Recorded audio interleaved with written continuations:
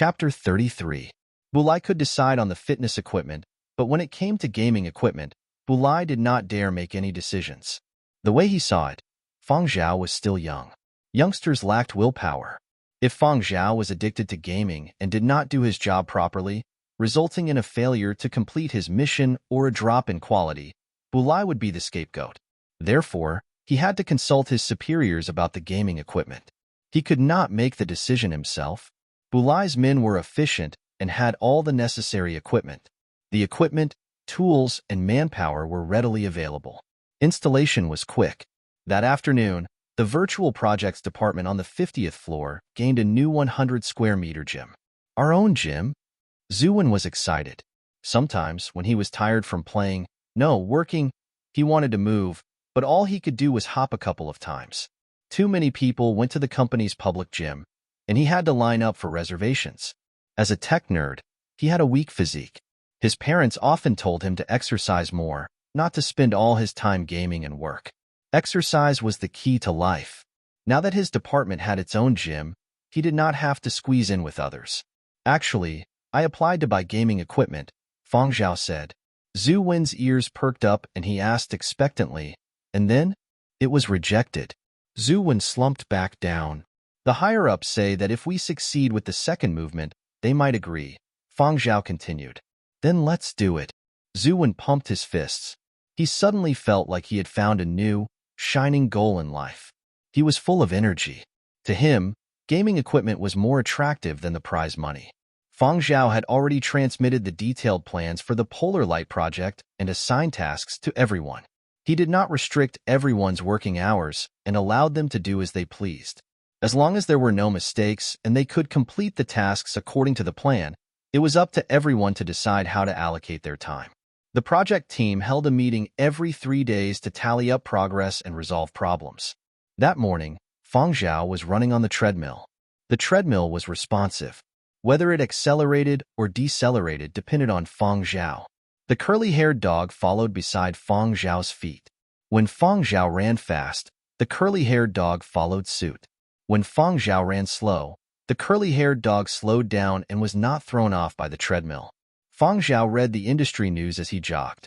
Prairie Fire, one of the most popular media outlets in the industry, had been eyeing Silver Wing's Polar Light project for the past 2 days. Yesterday, they had announced that they would be inviting an industry professional to review the Polar Light project. This time, it wasn't those who were involved in scientific research or history. It was a great master in the music industry.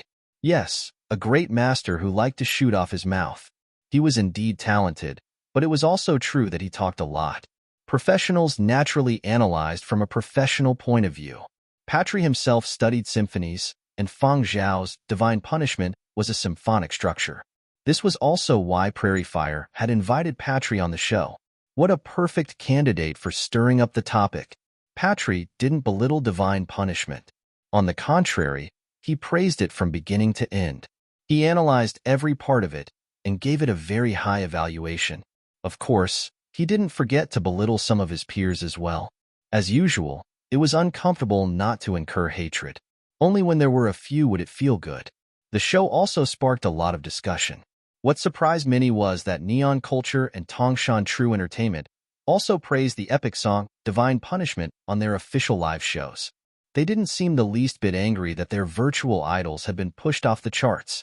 They praised Divine Punishment to the heavens and admitted that they too were looking forward to Polar Light's second movement.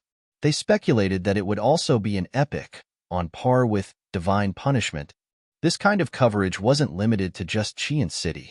Online discussions could be heard every day. Once the buzz died down, it would be hyped up again. There was a force behind it. Duong felt things weren't looking good either. Tongshan True Entertainment and Neon Culture had probably teamed up to hype it up. The studios of the Big Three would study the other two whenever they had time. They had a good understanding of their opponent's styles and tactics. Neon Culture's Metal Frenzy and Tongshan True Entertainment's Four Dimensions must have noticed the differences between Divine Punishment and Flying Pegasus' previous compositions. They figured someone else was the composer of Divine Punishment. That's why they used this method to test the waters. Feng Zhao might have already been traced back to Silver Wing. They might even have already found out about Fang Zhao. Silver Wing was not a monolithic entity. If they wanted to pry, they could always pry some information out. The higher the praise, the harder the fall. It's too much praise. Given Fang Zhao's age, he would either be conceited or burdened by his reputation after reading the reports and hearing the praise of so many masters. Either way, the second movement would be affected. Epic and trash could be determined by the whims of the composer. Internally, people who were familiar with the Polar Light Project knew that Duan Qinji had not allowed anyone from Flying Pegasus to interfere. This meant that all the movements of the Polar Light Project would be composed by Fang Zhao alone. No one from Flying Pegasus would be involved. If it's yours, it's yours. No one can take credit for it. Although virtual idol projects usually didn't include the composer's name in the first place, the composer's name would be revealed later on through other channels. Just like the music produced by the Flying Pegasus studio, there might be individual compositions in them, but at the beginning, they were all released in the form of a studio, emphasizing the Flying Pegasus as a whole. Only later would they release which music was composed by one or a few of them. Only by raising the value of Flying Pegasus could the value of its members rise. Similarly, Fang Zhao wanted to promote Polar Light as a virtual idol. For now, Polar Light was the focus. Once Polar Light was a hit, he would announce the composer. If Polar Light was released with Divine Punishment, and the composer's name was Fang Zhao's, then Fang Zhao would divert attention from Polar Light's image. Duan Qinji had given Fang Zhao a choice, and Fang Zhao had chosen to go it alone. She had agreed and blocked Flying Pegasus's team. Now, it wasn't just the outside world. Inside Silver Wing, Duan Qinji and other senior executives were also paying attention. Could Fang Zhao carry on the epic all by himself? Of course, if Fang Zhao felt that he wasn't capable enough and needed additional support, Duan Qinji would let Flying Pegasus's team join in. But when the time came, Flying Pegasus would be announcing the composer and not Fang Zhao himself. The rest of the Polar Light Project team had also seen the news. Should we hire another consultant? Zheng Huang asked. He was worried that Fang Zhao would be under too much pressure. The pressure from the top of the company and the constant flattery from the outside would drive a weak-willed person crazy. If Fang Zhao went into seclusion to compose, he might be able to avoid some interference, but he would have to find another consultant. That's right, boss. Why don't you just go into seclusion and focus on composing? The consultant can hire another person or team, Zuan suggested. If Fang Zhao had really been a youngster in his early 20s, he would surely have been affected by all the adulation. He might have become conceited or crumbled under the pressure. But Fang Zhao wasn't like that. He hadn't lived more than 100 years in his past life in vain. He had experienced countless near-death situations. This bit of pressure was far from enough to sway him. Chapter 34. We provide you with exciting novels to read. Fang Zhao could compose and direct on his own, but the others on the project team did not have Fang Zhao's mental fortitude. They were affected by the internal and external pressure. Even Zuan made some unnecessary mistakes. There are still too few people. Fang Zhao looked at everyone's progress during the team meeting that was held once every 3 days. Sorry, I haven't been as focused lately, but there are still too few people. The music video for the second movement is more complicated than the first. It will be difficult to complete it within a month while maintaining the quality. After starting on the second movement, Zuan realized that the difficulty of the second movement was higher. He was still a little weak in terms of control of the scene. He would always make mistakes, but he did not feel at ease leaving it to the technical staff of the other departments. Yes, it would be best if we could find a few more Reg Dimension technicians, the kind that are good at scene control. Zheng Huang had the same opinion as Zuan. Even though they had borrowed a few technicians from other departments, they were not from their own department. Sometimes there would be conflicts, and Zheng Huang could not direct them. Let's hire a few more, Song Miao suggested. She had not been a part of the virtual idol project before, but after the first movement was released, she had applied to be transferred over and officially became a staff member. Only the insiders would put in more effort and put all their effort into this project. Zuan, do you have any recommendations? Fang Zhao looked at Zuan. Inside or outside the company? Zuan asked. Internal. The Polar Light Project had attracted a lot of attention. Recruiting someone from outside might not be reliable, so it was best to find someone from within the company. Got it. I'll ask. Zhuan and the other technical people all had their own chat groups. There were a few that Zhuan was familiar with. Last year, due to the huge investment in the virtual reality project, too many people had been squeezed in, and they had been squeezed out. Now that the department was restarting, and since they were recruiting, they had to ask if they were willing to come back. Fang Zhao also posted an announcement on the company's intranet forum. Virtual Idol Department on the 50th floor looking for Reg Dimension technicians.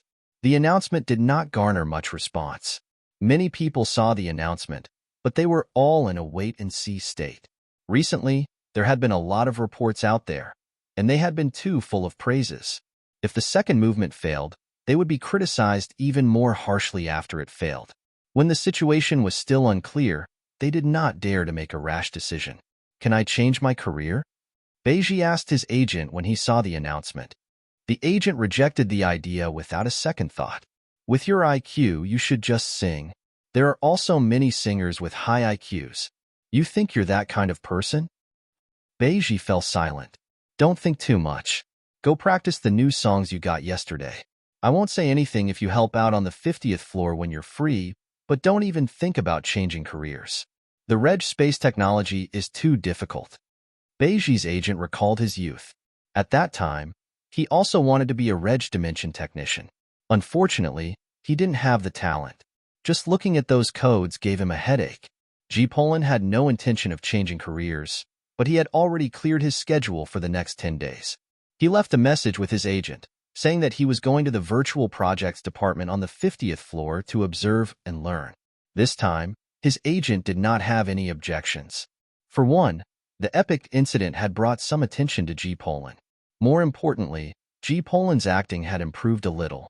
He did not know if it was because of the classes he had arranged for him, or if he had really picked up some tricks from the 50th floor. Anyway, G. Poland said he could learn a lot from the Virtual Projects Department, so his agent agreed. The next day, Zhuan contacted 3 people. They were 2 men and 1 woman. All of them had worked in the Virtual Projects Department before being squeezed out and never returned. Even though the Polar Light Project had been a success, they did not know what the atmosphere was like in the new department, so they did not say anything when they saw Fang Zhao's announcement. They only showed up when Zhuan contacted them. Besides the 3 of them, there was one more person who had come because of the announcement. My name is Rodney. I graduated from Yinzhou University of Science and Technology. I came to Silver Wing last year. This is my graduation certificate, transcripts from my 6 years in university, and these are proof of my awards. Rodney placed his various awards in front of Fang Zhao. After graduating last year, he had wanted to join Silver Wing's Virtual Projects Department. But the Virtual Projects Department had been in the midst of a big investment and competition had been fierce. As a newcomer with no background, he had been unable to squeeze past the veterans, so he had settled for the next best thing and gone to the Film and Television Department. He had heard that the Virtual Projects Department was lacking people, so he had been tempted, but there had been no recruitment announcements, so he had not made any moves. Frankly speaking, Rodney had a lot of advantages. Yinzhou University of Science and Technology was one of Yinzhou's top schools, and the Reg Space Technology major was ranked well in the continent. Rodney's transcripts and awards were dazzling. There was no doubt that he was an outstanding graduate, perhaps even a top student. However, in a company like Silver Wing, there were plenty of straight-A students. Every department had a few top-notch talents. Even Zhuan, who had always been inconspicuous, had a stellar record. This was also why, when the Virtual Idol project received a large investment from the company last year, Zhuan was able to stay. There was only one reason. His skills were exceptional. Speaking of which, Zhuan had also graduated from Yinzhou University of Science and Technology, just a few years ahead of Rodney. Fang Zhao sent Zhuan a message. Have you heard of Rodney? Zhuan, who was busy with Zhang Huang and the others, received the message and immediately replied. Never heard of him? Fang Zhao did not ask further. He looked at Rodney's graduation work. His graduation work was a video he had produced himself. Army ants hunting during the period of destruction. During the period of destruction, the army ants had undergone some changes. They were faster and larger, and when their numbers increased, Their destructive power was indeed terrifying. Rodney's video was probably made based on the descriptions in some documentaries and movies. There were many mistakes in the details, but overall, the fearless spirit of the group was very smooth. Otherwise, it wouldn't have been rated as an outstanding graduate work. Fang Zhao did not speak, and Rodney could not read Fang Zhao's expression. He rubbed his hands on his knees. Rodney did not know why. Even though the project producer before him was younger than him, he felt like he was facing an old tutor in school. He did not dare breathe, and his palms were sweaty from nervousness. "Do you want to play games?" Fang Zhao asked. Huh. Rodney was stumped by the sudden question. How many people in the field of reg space technology could resist the temptation of games? But under the circumstances, this was not an easy question to answer. Play? What if he was criticized for not doing his job properly? Say no? It would be even worse if he was caught lying. Rodney hesitated for a moment before saying softly, "Play? Actually, I'm playing. You're hired. Actually, I'm not bad." Rodney swallowed back the not much he had wanted to say. He was glad he had a quick brain and quick reflexes. "Fill in the application before 10 a.m. I'll bring your file over." "Yes, I'll do it as soon as I get back," Rodney replied, still shaken. "You have a day to rest. Come back tomorrow." "All right, I'll get it ready." Louder. "Can you stay in the office?" "Yes." "Pack your things and stay in the office." "Yes, sir." "Prepare to work overtime." "Yes, sir." "Any more questions?" "No." Dismissed. Rodney turned and walked into the elevator. He wiped the sweat off his forehead, suddenly feeling a little lost. Something was wrong. Chapter 35. The next day, Rodney arrived on the 50th floor, still in a daze. He didn't know if he had made the right decision. He had prepared a lot of questions the day before, but for some reason, he hadn't been able to ask any of them. He had just signed the contract and entered the elevator in a daze. After tidying up the private office Fang Zhao had assigned him, Rodney entered Zhu Wen's studio. "Nice to meet you, senior. I'm the newcomer, Rodney." Rodney prepared to introduce himself. "Cut the crap. Come over and help." Zhu Wen didn't even raise his head. He pointed to an empty space on the side, where a computer and other equipment had been placed. In the studio, in addition to Zhu Wan and Zhang Huang, there were 3 people who had been hired yesterday. Including Rodney, there were 6 people in total. The technicians that had been borrowed from other departments had been returned. From now on, the tasks of their department had to be completed internally. Although there were more people, the workload was still heavy. Today's plans had not been completed, so there was no time to welcome newcomers. Rodney didn't waste any time and went to his seat. He turned on the equipment and looked at the task assigned to him. He was very surprised. No wonder they were hiring people. There were too many things involved in a big scene, and the producers were strict with the details. They couldn't just fool around and had to be serious. Fang Zhao and Pang Pusong went to record the second song. They hadn't been satisfied with 2 consecutive days of recording, so they had to continue today. When it was close to noon, Zhu Wen's studio finished its morning's tasks, but Rodney didn't see Fang Zhao. Finally finished in time for lunch. Zhu Wen rubbed his face and stretched his eyes. "I'm going to buy lunch," Zhang Huang said. It was his turn to buy lunch. After asking Rodney if he had any food restrictions, he left for the company cafeteria. Only then did Zhu Wen have time to look at the newcomer. "Rodney? Newcomer? I heard you also graduated from Yinzhou University of Science and Technology?" Zhu Wen asked. "Yes, I've also heard about you, senior brother. Your graduation work is still in the school's exhibition hall," Rodney replied. "Do a good job. Our department's future is bright. Following the boss won't go wrong." Zhu Wen started to boost morale. "Boss means Fang Zhao. He's the boss of our department." "Oh." Rodney nodded. After thinking for a while, Rodney asked again, "Senior brother, don't you think that manager Fang looks like old man Shin?" The old Shin Rodney was referring to was an old professor at the Yinzhou University of Science and Technology who taught reg space technology. He had a relatively high reputation in the industry, but he was too serious and had an air of low pressure wherever he went. Every batch of students taught by Teacher Shen would have a very deep impression of him. They would never do anything else in this old man's class. Even if they couldn't bear to listen, they would pretend to listen attentively. This was all to make the old man feel slightly better. When the old man was in a bad mood, there was a possibility that the failure rate would increase. Rodney's senior brothers and sisters from the year before him had angered old Shun. Their failure rate had increased to 50%, and half of them had failed the final exam. Old Shun had refused to provide them with makeup exams, so those who had failed had to go to the same class as Rodney. This time, they had learned their lesson and barely passed the exam. Zuin had graduated for 3 years, so he still had an impression of Old Man Shen. However, he was paying attention to the main point of Rodney's words. "You actually dare say boss looks like an old man?" Sure. I'm just saying his aura is similar. Not that he looks old." Rodney waved his hands until his wrists were about to fall off. "Anyway, you said it. I have to remember this dirt." "No, I just feel that Manager Fong is a little different," Rodney hurriedly explained. He felt that even though Fong Zhao was younger than them, he gave off a nervous feeling as if he was facing an old professor. Zuin didn't mind. He's an artist. He's different from us technical people. There's always something different about him. As long as he can let us have a good life and let us play games during work, I don't care if he's a monster. That's true. Rodney tossed the strange feeling he had the day before to the back of his mind. Zuin was right. As long as he was paid well and could play games during work, why bother about anything else? He just had to do his own thing. After all, if anything happened, the producer would take care of it. "Oh right, senior brother, why is there a small urinal in the restroom?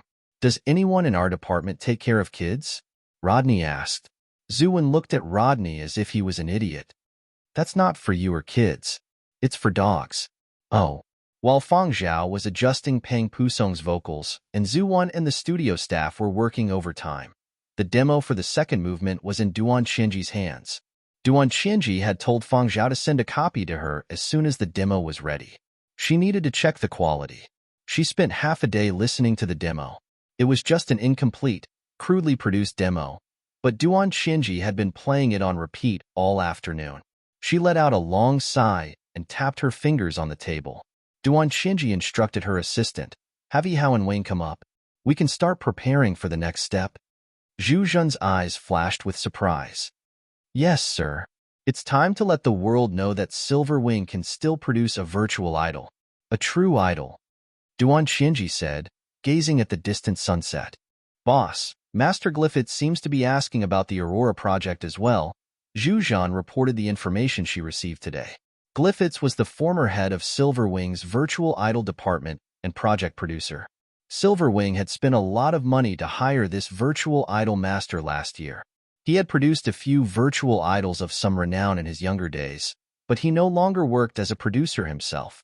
Instead, he became a visiting professor at a number of higher education institutions, giving lectures from time to time, taking on apprentices, and participating in some investments.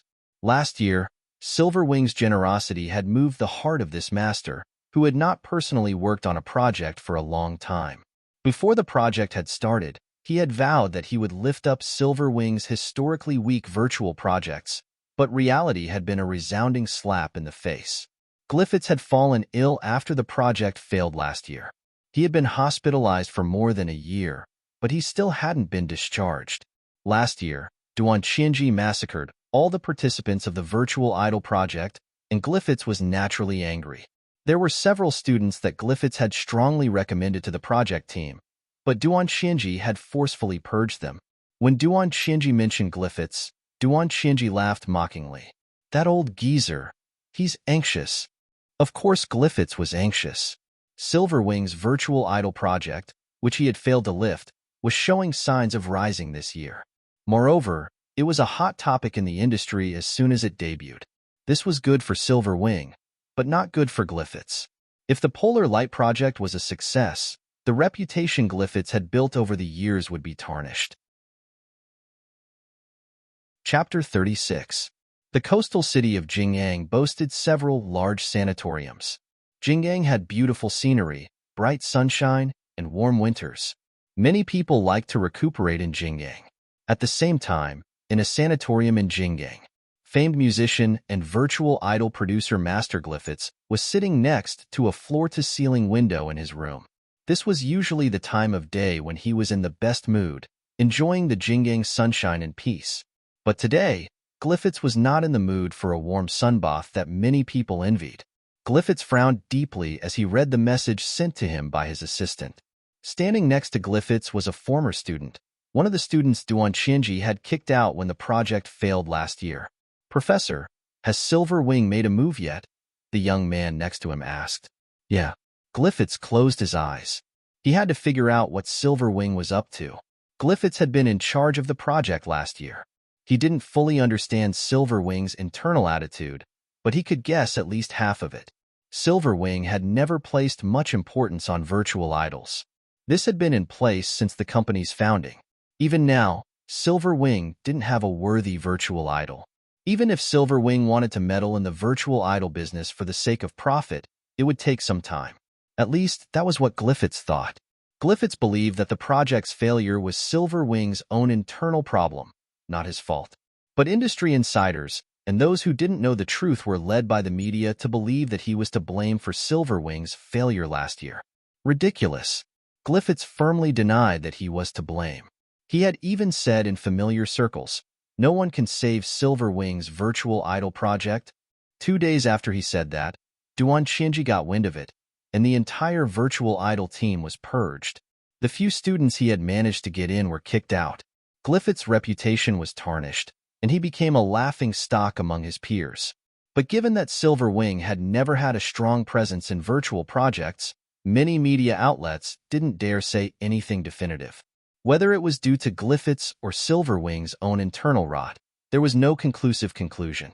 Until the appearance of Polar Light at the end of the year reminded many people of last year's fallout with Glyphitz after the failure of Silver Wing's virtual projects. Unfortunately, some people wanted to interview Glyphitz, but they found that the master was too far away and did not accept online interviews. They couldn't find him for a while, so they could only make wild guesses in the daily reports. Jinggang was a long way from Qian, the political and financial center of Yenzhou. Jinggang did not pay much attention to the entertainment industry, so the buzz in Qian did not affect Jinggang. This was also the reason Glyphitz had chosen Jinggang for his recuperation. In fact, Glyphitz was hit hard by the failure of his project last year, but he didn't think it was his fault. His illness was indeed fake. In fact, he was fine a long time ago. Why hasn't he been discharged? Firstly, it was to show that he had given his all in the virtual reality project last year. He had given it his all and put in all his effort. He had gotten sick from exhaustion, and it had been quite a serious illness. It was to give people the impression that he was diligent and dedicated. Showing weakness at the right time would make public opinion more biased towards him. Secondly, he was too embarrassed to show his face. The failure of last year's virtual reality project was indeed a stain on his reputation. So he was waiting for Silver Wing's virtual reality project to be released this year. If the virtual reality project was still half dead, people would surely think that no one could save Silver Wing's virtual reality project. That way, there would be a lot less people blaming him. Everyone would also think that Silver Wing had tarnished his reputation and caused him to be hospitalized. Glyphitz had been waiting since the beginning of the year. He hadn't heard anything from Silver Wing until he got wind that Silver Wing had given the virtual reality project to a newcomer. At that time, he had actually breathed a sigh of relief. Even Silver Wing itself had given up, no longer investing heavily in virtual reality projects. Therefore, no one was willing to stir up that pool of stagnant water. This wasn't a problem with the producer. It was a problem with Silver Wing itself. But now, the dagger was revealed. More than half a year, 3/4 of time, Silver Wing definitely had a backup plan. That was why Glyphitz had been investigating. He didn't believe that Silver Wing would really give the virtual reality project to a newcomer. Silver Wing can fool others, but they can't fool me. Duan Qianji must have been prepared. Ding! Glyphitz received a text message. Glyphitz's eyes lit up as he read the message. He seemed to be deep in thought. "Teacher, any news?" the young man beside him asked. "The second movement will be out before November." Glancing at the date, it was already October 25th. It should be out in the next 2 days. Glyphitz had set up a few watch lists. If there was news of the second movement, he would be the first to know. The first movement was just a prelude. The second movement would reveal Silverwing's goal. Was it a continuation of the epic? Or was it a publicity stunt? Glyphitz knew that whether he could make a comeback depended on the second movement. Silverwing headquarters in Qian City. Fang Zhao held the finished music video in his hands and shouted to the studio, "Zhuwen, come up with me?" "Up where?" Zhuwen yawned. He was in desperate need of a game to relieve his fatigued nerves. "Top floor," Fang Zhao replied. Zhu Wen's legs turned to jelly when he heard the words top floor. Top floor. Fang Zhao checked the time. "Hurry up and get ready. We'll be up in 5 minutes. Director Duan is waiting." Even though Silverwing had let Fang Zhao handle the music video himself, they still had to show the finished product to the higher-ups. Silverwing was starting to take this seriously. The success of the second movement would determine Silverwing's next move. This was what Duan Qinji had reminded Fang Zhao when she allocated the funding. Fang Zhao needed a technician. Zhuwen was the studio's top technician, so Fang Zhao would bring him along. If there was anything to do, Zhuwen would have to do it himself. Hearing that the big boss was already waiting upstairs, Zhuwen felt his legs turn to jelly, but he didn't dare waste any time. His hands were shaking as he washed his face. All he could remember was the cold expression on the faces of Duan Qinji and the other higher-ups at last year's failed project summary meeting. Every project employee had been scolded like a dog, not daring to say a word. They all wanted to curl up into a ball. After tidying up a bit, Zhuwen followed Fang Zhao into another elevator. "Boss, I'm nervous." Deep breaths couldn't relieve the tension. Zhuwen felt the temperature in the elevator drop. "Think about it. After the second movement, we'll be able to buy gaming equipment." "No way. The more I think about it, the more nervous I get. What if it fails?" Zhuwen was so nervous his teeth were chattering. When he turned his head and saw Fang Zhao's usual demeanor, he suddenly felt puzzled. Fang Zhao's calmness wasn't fake. He really wasn't nervous. "Boss, I have a question, but I don't know if I should ask," Zhuwen said. "Don't ask me if you don't know, but I can't hold it in." Zhuwen looked at Fang Zhao. "Why aren't you nervous?" "If the second movement fails, of course, I'm not doubting its quality. I actually like it, but will others like it? Will the people at the Yenzhou Music Association give it a good review? Will the Polar Light Project really succeed? Every time I think about it, I get restless, sleepless, and restless. Don't you feel anything?" Fang Zhao pointed to his head. "Because every time the background music plays in my head, I feel fearless." That was true on the battlefield, and it was true now. Zhuwen looked at Fang Zhao. He was sure Fang Zhao wasn't joking. "It's hard to understand. What's in your head?" Chapter 37. Zhuwen felt that people like Fang Zhao did not understand what it meant to be nervous or apprehensive. At least, Zhuwen had never seen Fang Zhao panic. Actually, if Fang Zhao had been an ordinary person, or the him from before the apocalypse, he would have had the same reaction as Zhu Wei. However, people who had experienced the apocalypse would definitely change. Fang Zhao could be nervous and afraid, but during the end of days, people had to find something to hold on to. Otherwise, they would collapse. Some people did it for the sake of their loved ones, while others did it for the sake of their beliefs. Even if they didn't have any beliefs, they would still find a substitute. During the early stages of the apocalypse, Fang Zhao still had some family members, but during the middle stages, all he had left were his comrades. Some people would look for companions, but most of the time, it would be a moment of sweetness, and the next moment, it would be eternally separated. There was no lack of hysterical cries in the apocalypse. Having seen so much sorrow and joy, people would become worried about personal gains and losses. After that, Fang Zhao led his team to battle all over the place, and he had no other thoughts.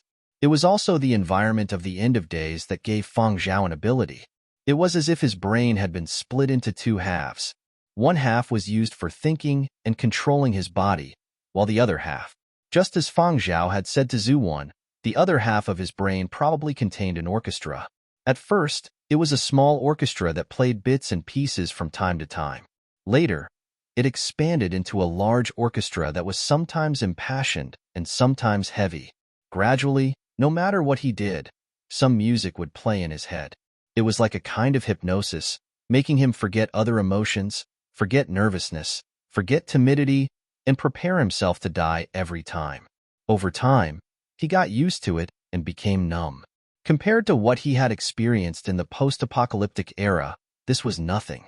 Feng Zhao wasn't nervous. On the contrary, he was looking forward to it. When he walked out of the elevator, it was still the spacious but cold corridor that led to the conference room. Zhu Wan was a step behind Feng Zhao. He didn't dare let his eyes wander. He controlled his wobbly legs to prevent himself from collapsing. Compared to the previous time, there was one more person standing guard in front of the office this time. Although it was just a simple verification of identity and they did not say a word more, Feng Zhao still saw something familiar about them. These two were from the army. Actually, when Feng Zhao had joined Silver Wing, he had discovered that many of Silver Wing's security guards were retired soldiers. There had been rumors that Duan Qianji's husband was from the Yinzhou military, but no one knew his exact position or rank. In short, because of the Yinzhou military background, Silver Wing's security guards were basically all retired soldiers. Walking into the conference room, there weren't as many people as the previous time. Including Feng Zhao and Zhu Wan, there were exactly 10 people. After Feng Zhao and Zhu Wan entered, the door to the conference room was shut, isolating the voices inside. Other than the 10 people in the conference room, no one knew what was being discussed inside. It didn't seem to cause any splash. In the afternoon, the department in charge of publicity received a series of sudden orders. The original publicity plan was completely changed, and they were to follow the new publicity plan. Some of the publicity channels that many people coveted also had their rankings changed. Someone cut the queue. Usually, unless it was an emergency, the prearranged publicity order would not be changed. After all, there were too many implications, and when the order was changed at the last minute, there were bound to be special circumstances. For example, someone enjoying special treatment. In the past, those who could enjoy such special treatment were A-rated stars and above. But this year, when the publicity department received the new publicity plan, they were stunned. This, not an A-rated star? It's actually that virtual idol. Are we really going to do this? Are we going to start the publicity now? But this is too much. Isn't the company afraid of a repeat of last year? Regardless of what the people at the bottom thought, they still had to follow the arrangements from above. Love, go little, say, net coup changing publicity spots, changing the order of the advertisements, and so on. Everything was in motion. The next day, Yinzhou's public transportation, plazas, buildings, and other places all had a slightly different kind of advertisement. It couldn't be helped, it was just too eye-catching. Among a sea of pretty, handsome, and cute faces, the sudden appearance of one with a unique style would, of course, attract more attention. Amid the impassioned music of divine punishment, a still image appeared. The image was separated by lightning. On one side of the lightning was an army of tree people, and on the other side was a horde of mutated creatures. Below the image was a row of eye-catching words. 100-year period of destruction, second movement, released on November 1st.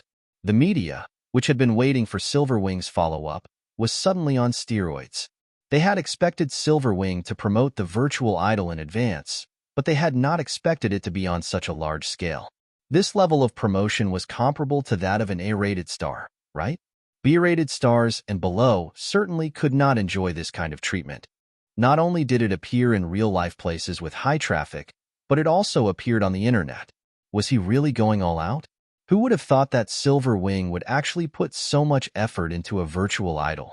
Even the virtual idol project that Silver Wing had invested heavily in last year had not received such a level of promotion. Although Silver Wing had promoted the virtual idol last year, it had given off a feeling of lack of confidence. This year, however, Silver Wing seemed to have suddenly straightened its back. On the public train, a few students looked out the window at the huge screen floating on the walls of the skyscrapers. "Is that the upcoming movie?" a student asked. They were too far away to see the words on the screen. "No, it's a virtual idol released by Silver Wing. But this idol is a little special. Have you heard of Divine Punishment?" "Yeah, my school used to play it every day. But I'm not interested in that genre, and I haven't watched the music video. I quite like it. Is the second song coming out?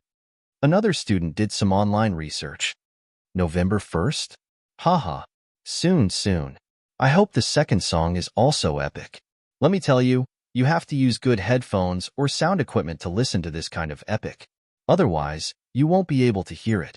On the internet, other than those who like to listen to this style of music, the most active people were those who had the mentality of picking up gold bricks. The second song is also an epic, right? Right? I hope so. You guys don't know, but every time I listen to Divine Punishment, I feel like I'm listening to the sound of gold. When the time comes, we'll see what the Music Association says. If it's true, we'll release it. Is the second song only available for download in the Yenzhou region? If it is, I'll wake up laughing. Nowadays, other than our Yenzhou, music like this is copyrighted and not available for download. Many movie soundtracks can't even be found online. This time, Silver Wing did not hold back on the promotion of the second movement. They announced the release date ahead of time. This was not only a promotion for the virtual idol, but also a declaration of war against the other two companies.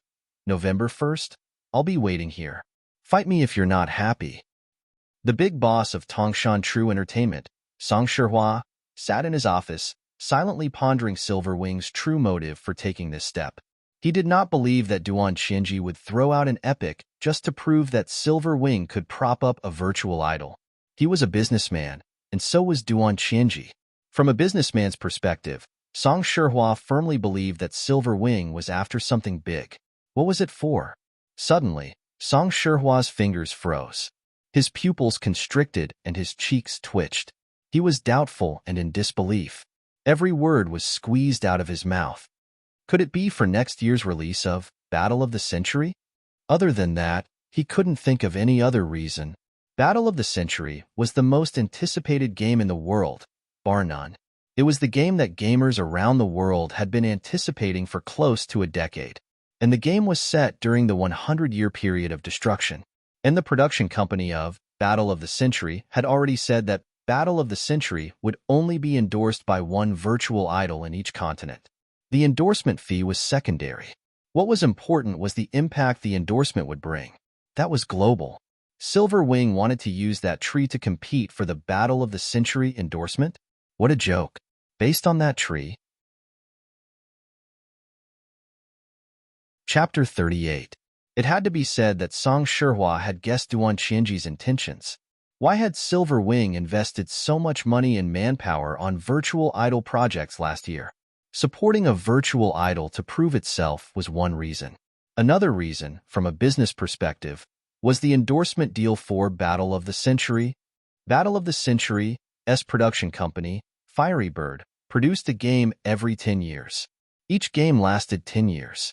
It was a very capricious and powerful company. Fiery Bird was founded 100 years ago. It was rumored that the founder used to make flying machines. Their first game had something to do with spaceships.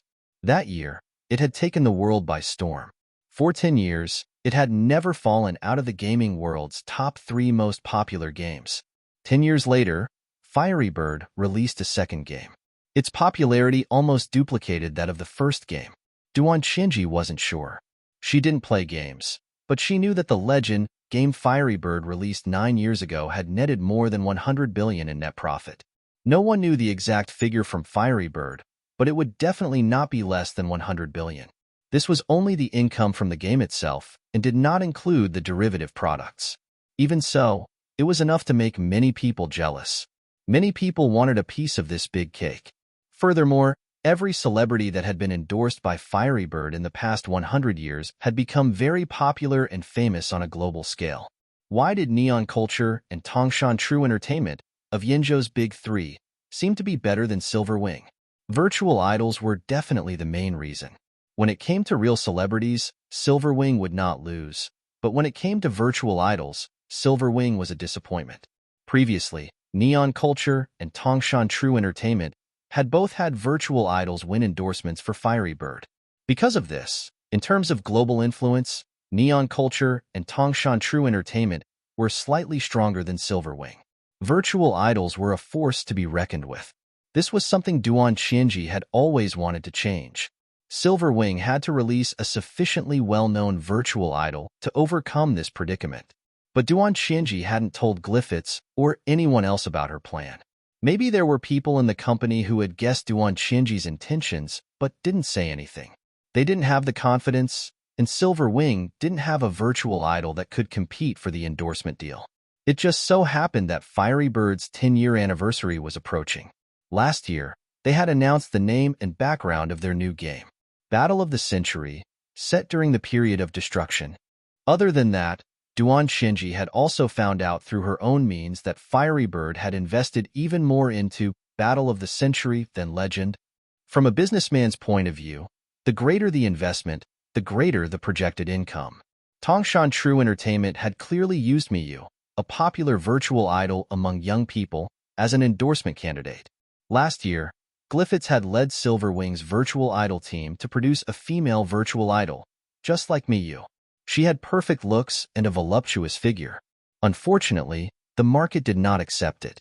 Tongshan True Entertainment had stirred up trouble behind the scenes, but the project's failure was not solely due to interference from other competitors. The problem with the project itself was the key. Miyu was already a hit, and her popularity showed no signs of subsiding. The market didn't need a second virtual idol like her. That was why Neon Culture's new virtual idol was playful and cute, unlike Miyu. The failure of last year's big investment project had put an end to Duan Xinji's desire to compete. Of course, she wasn't in a good mood. Why was Zhu Wen so afraid of Duan Xinji? Because Duan Xinji's outburst last year had been too scary. Anyone who had been there would never forget it. But now, Duan Xinji, who had planned on giving up on creating virtual idols and competing for endorsements, had encountered Fang Zhao's polar light. This ignited Duan Xinji's desire to give it a shot. She even blocked Flying Pegasus's strong objections and let Fang Zhao use his epic. As long as Polar Light could stand up, she would pay. In addition to the 50 million she had allocated, she also had other departments cooperate. She would give special privileges. It was just a dog in the office. It was just a gym, right? Fine. Gaming equipment? As long as the second movement was a success, she would build a gaming room for him. Fang Zhao's timing was too coincidental and too good. Now that she had a chance to compete, she could only look forward to Fang Zhao's performance. On the 50th floor of Silverwing Media, even though the second movement had been completed, for the sake of secrecy and other reasons, nobody went out much. They rested on the 50th floor. They had nothing to lose here. They could work out, play online, and play games. They wouldn't get bored. When the second movement was officially released on November 1st, they could go out and party. Of course, the premise was that the second movement was a success. Otherwise, forget partying, they might even lose their jobs. Divine Punishment has finally broken 10 million downloads. The second movement shouldn't be too shabby. Zhu Wen wasn't in the mood to play games. Every day, he stared at the Divine Punishment download count and cheered himself on. They would definitely succeed. Bonus and gaming equipment, the two things he valued the most, were pinned on the second movement. The first movement, Divine Punishment, had been downloaded more than 10 million times. Not everyone was a fan of epic music. Some people downloaded it because they wanted to follow the trend, while others wanted to take advantage of the situation. But no matter what, it had been a long time since a new idol's debut song had been downloaded more than 10 million times. Outside and inside the industry, all media outlets were reporting on the news. But in the industry's creative circles, they didn't think it was worth it. If they chose to open their music to the public, they wouldn't be able to compete in the film and video game market as copyrighted music. Also, putting it on a public platform would be beneath them. However, they had to admit that Divine Punishment had been downloaded more than 10 million times, and they were indeed very surprised. In the past, there had been people who put epic music on a public platform, but the number of downloads had barely broken 1 million. After all, in the fast-paced modern world, not many people were willing to calm down and appreciate the deeper meaning behind the music. But this type of music had found a better home. Music was an important part of the soul of games, movies, and commercials. Regular music couldn't sustain the scene, so epic music or something like it caught the eye. Through copyrighted music, music producers could earn millions or even tens of millions of dollars. Over time, This type of music maintained a cool and aloof style. Epic music has never been associated with a single virtual idol before. Even during the golden age of virtual idols, the Reg era, this had never happened. Polar Light's debut had attracted a lot of attention. The right time, the right place, and the right people. Fang Zhao had all three. He couldn't have achieved this result without any of them. No matter what people thought, no matter if they praised or criticized Silver Wing's methods, they were all staring at the date, waiting for the arrival of November 1st. October 31st. Chu Guang, who had just squeezed into fourth place, was dumbfounded when he saw the company's promotional schedule for November. Again? Right, Fang Zhao's song is part of the same series. Chapter 39. November 1st. This was a day that many people in Yinzhou's music industry paid close attention to.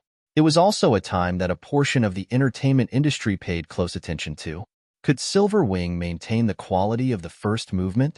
The big boss of Tongshan True Entertainment, Song Shihua, was already waiting in his office, which was equipped with a full set of top-notch audio and video equipment. As long as he watched the second movement, he would be able to confirm his suspicions. Had Silver Wing invested even more in the second movement?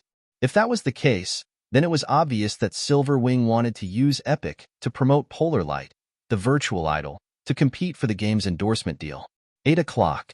This was the working hours of many companies, and it was also the breakfast time before the morning classes of many schools. The new era was divided into 3 levels: elementary, middle, and high school. Each level lasted 6 years. Elementary education was equivalent to elementary school before the apocalypse, while secondary education was equivalent to the combination of junior high and high school. Higher education was education after high school. It was similar to a university, but it also involved more in-depth teaching.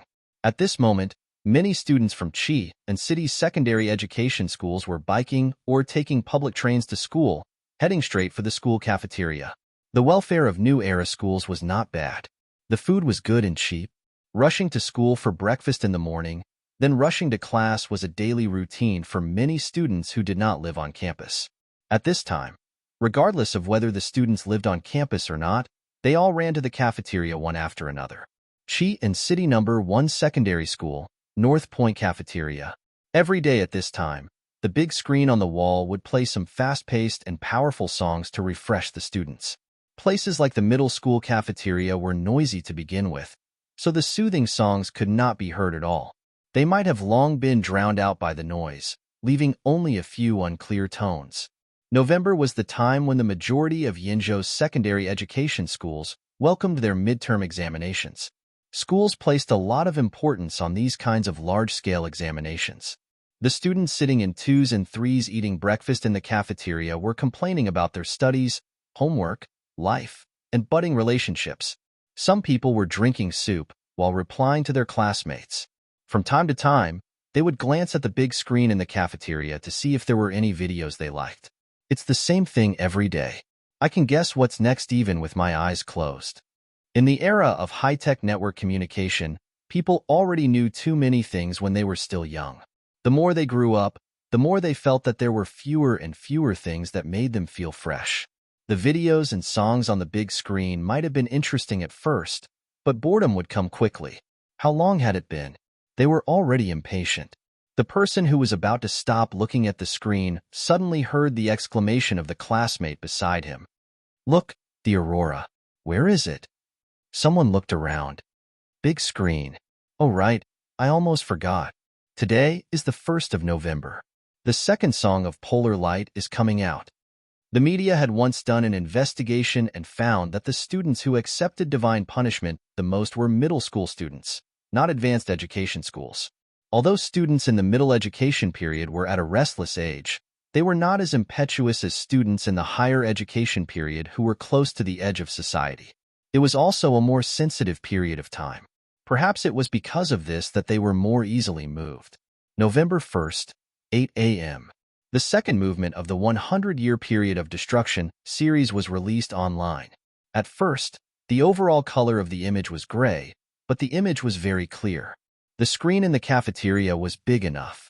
The projection equipment and hardware were all advertisements for each school, so the quality was naturally not bad. At the same time as the image, a nervous, fearful, and uneasy music played. A continuous bass note and repetitive rhythm paired with electronic music that was not so harmonious and pleasing to the ear created a gradually oppressive feeling. From a traditional perspective, electronic music weakened the musicality of the song, blurring the boundaries between music and sound. However, it increased the sensory stimulation of the music, giving listeners a feeling of curiosity and apprehension. It was as if the human soul was communicating with the earth of the end of the world through music. The 100-year period of destruction was a time and space that originated from reality yet was not reality. In the second movement, Feng Zhao used even more electronic elements. If the first movement was a success of electronic music paired with orchestral music, then in the second movement, electronic music was completely integrated into the music. Human society had developed into the information age. Compared to before the end of days, the standard of living and the state of mind had undergone huge changes. In the information age, technology was highly advanced. Automation and artificial intelligence were already commonplace. Accompanying these developments were all sorts of mechanical and electronic sounds. These sounds filled life in the new era, and people were already used to them. Music in the new era took advantage of this and incorporated it into its music. People's aesthetic standards were changing, and so were their preferences and styles. Even the so-called trends were changing. Electronic music produced more timbre and sound. Compared to traditional instruments, electronic elements were more reflective of this era and were more easily accepted. Therefore, composers in the new era either used electronic materials or used traditional instruments to complement electronic music. When in Rome, do as the Romans do. Feng Zhao incorporated these new things into his own compositions, incorporating metallic and electronic sounds into his music. After all, music that transcended time might not be easily accepted by the masses. The first movement, Divine Punishment, sounded like a different kind of classical music to many people. It was just the right amount of novelty to attract people. But if it was too much, it would be rejected. In the North Point cafeteria of Qian City's #1 secondary school, the clamor had died down. More people were paying attention to the image on the big screen. Because the cafeteria was always noisy, the sound system was even louder. As the noise died down, the music became more distinct. The image showed a gloomy sky with dripping rain. Behind the scene of devastation, a bass violin played a lyrical melody. The horns sounded mournful, drawn out, and carried a deep sense of helplessness. It seemed to be a mixture of tragedy and desolation. The expectations of the Trance, who had chosen to leave their homeland and find a new place to live, were shattered time and time again. The world was full of danger. They didn't know where they were safe, and they didn't know if there was still a peaceful place for them to live. Their companions who had left with them either died of illness or were torn to death by mutated beasts.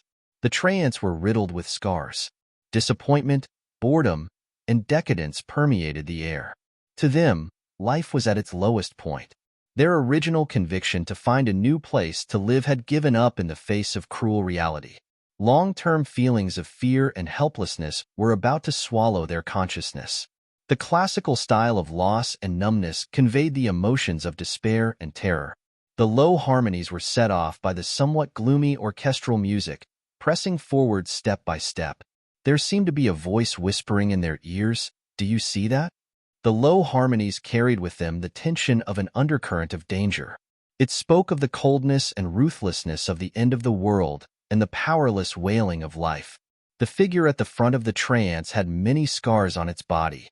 Its branches had obvious scratches and breaks, and the green leaves on its branches had become sparse.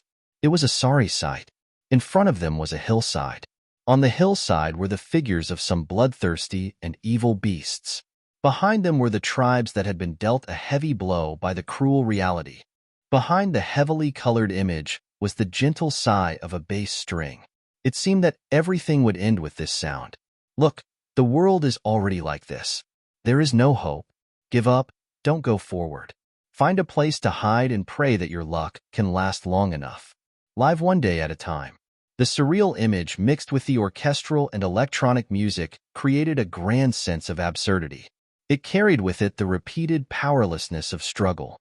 It was as if they were standing at the bottom of the abyss, looking up at the cold and cruel arrangements of the heavens. Just being strong was no longer enough to support them to continue resisting this fate. There was no neutrality in this era. A large amount of electronic music brought about a strange sound effect. The rhythmic and ever-changing percussion music played continuously. The flickering, vibrating sound of a piano and the desolate and rich voice of a solo male bass. The figure at the front of the trance walked forward. After 2 steps, he turned to look at the tribe. No one was following him. He looked ahead. There was already a figure bearing fangs and brandishing claws running towards him. In the north corner cafeteria of Qian City No. 1 High School, there was almost no sound of conversation. The people who had already brought their spoons to their mouths had even forgotten to drink. Their eyes were glued to the image on the big screen. The cafeteria chefs were softening their movements. The atmosphere in the cafeteria was tense. It was as if a string was being pulled back and forth in the brain. In the video, the lonely figure walked up the hill. The already gathered branches on both sides tightened and twisted again, forming sturdy arms. The roots also twisted to form a sturdy and powerful pair of legs. The strings were pulled back and forth. It was as if the heart was resisting and escaping. It was like the surrounding air, undetectable but always enveloping the surroundings. The 2 parts of the music seemed to be intertwined with different forces and emotions. It was as if there was a heavy cocoon binding the figure. Every step was so difficult. Everything has been depressed. Where is the light? Following fate? What is fate? Where are the people of the past? Sorrowful homeland. Life in the apocalypse would be sad and melancholy, but it would also struggle and resist. Lightning flashed in the dark clouds in the sky. The wind gradually became stronger, and the rain gradually became heavier. The orchestral music was like a crazed howl that gradually intensified. The heavier drum beats were like the rumbling of thunder, indicating an even stronger storm. The drum beats, orchestral music, double bass, and some electronic elements played a very layered melody. The ever-changing male voice hummed with a solemn and stirring meaning. It was as if a deeper power was about to explode. The figure walked forward alone. His brown pupils contracted. He looked at the approaching reddish-brown beast that looked like dried blood. He bent down to pick up a stone from the ground and held it in his hand. The strings were like the sound of taut branches. With a big step, his body leaned forward. He raised his arm that was made of twisted branches high. The hand holding the stone formed a suffocating arc in the air. Like a ferocious hammer, he smashed it towards the figure that was pouncing at him. Bang! A heavy drumbeat exploded. It was as if the ferocious figure in the video had been smashed, or as if it had smashed something invisible. The figure in the video panted as he looked at the threat that was smashed. The sound of the piano repeated over and over again. It was as if his mind was confirming something. The rising melody behind him made the atmosphere less heavy. He finally realized that many things were not as scary as he imagined after he faced them bravely. The world would not be disturbed by them. But that was it. The sun had set today, but it would rise tomorrow. Although the sky was covered by a thick layer of smoke, he knew that the sun was still there. He lifted his foot and stomped heavily on the body of the fallen beast. He completely cut off the chance for it to open its sharp teeth again. He stepped on the sharp claws and fangs that they were once afraid of. He turned back to look at his tribe. He walked forward again. He threw away the stone in his hand and picked up an even bigger stone stick. He walked towards the second beast. He changed from walking to running. His clumsy body became more agile. It was as if he had gotten rid of the heavy cocoon that had been covering his body. The world in the storm. And you. The deep male voice became bold along with the rhythm of the battle. In the majestic atmosphere of the orchestral music, this was the most natural, most primitive, and most direct way of expressing music. Fight. There was no other choice. In this era, someone had to stand up. Not cower. Not cower. Fight against this absurd and cruel fate to the end. Life in the apocalypse stood in the abyss. They followed the darkness and chased after the light, climbing upwards. Faith was a thing that was as deep as still water. It was also soul-stirring. It was unusually beautiful, but it was also bloody.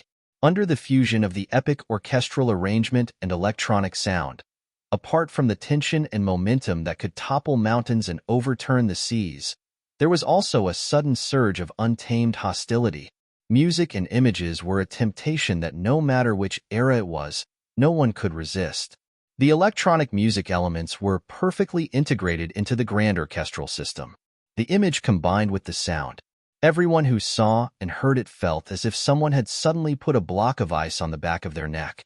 It was so stimulating that they shivered. Their hearts felt as if they were being set on fire. Their emotions felt as if they had been smashed and then stitched back together. The human-like figure in the image was a body made of twigs and branches. It was as if it was covered with muscles that were full of explosive power. Every step it took was accompanied by a heavy drumbeat, like the sound of a war drum being beaten with great force. The figure that got rid of the heavy shackles was like a strong and fierce leopard. With a powerful step, it swept across the ground. Its body soared into the air and swung its arm at the figure that was pouncing at it. The strength was even more powerful than before. The flow of time seemed to slow down. The broken stone shards from the stone rod carried traces of blood. It shuttled through the rain. The splashing muddy water exploded in all directions, drowning the broken tooth. The music seemed to explode fiercely in the cold light. There was no longer a stirring melody. The fusion of electronic music and extended metal orchestral music brought with it a power that gripped the heart. It was like an unsheathed knife, cold, sharp, and heavy. It was a coldness that had been stripped away from the gentle. The seemingly discordant harmonies followed the high-pitched male voice. It sounded like a shout or a roar, but the unconventional musical combination brought more intense sensory stimulation and oral shock.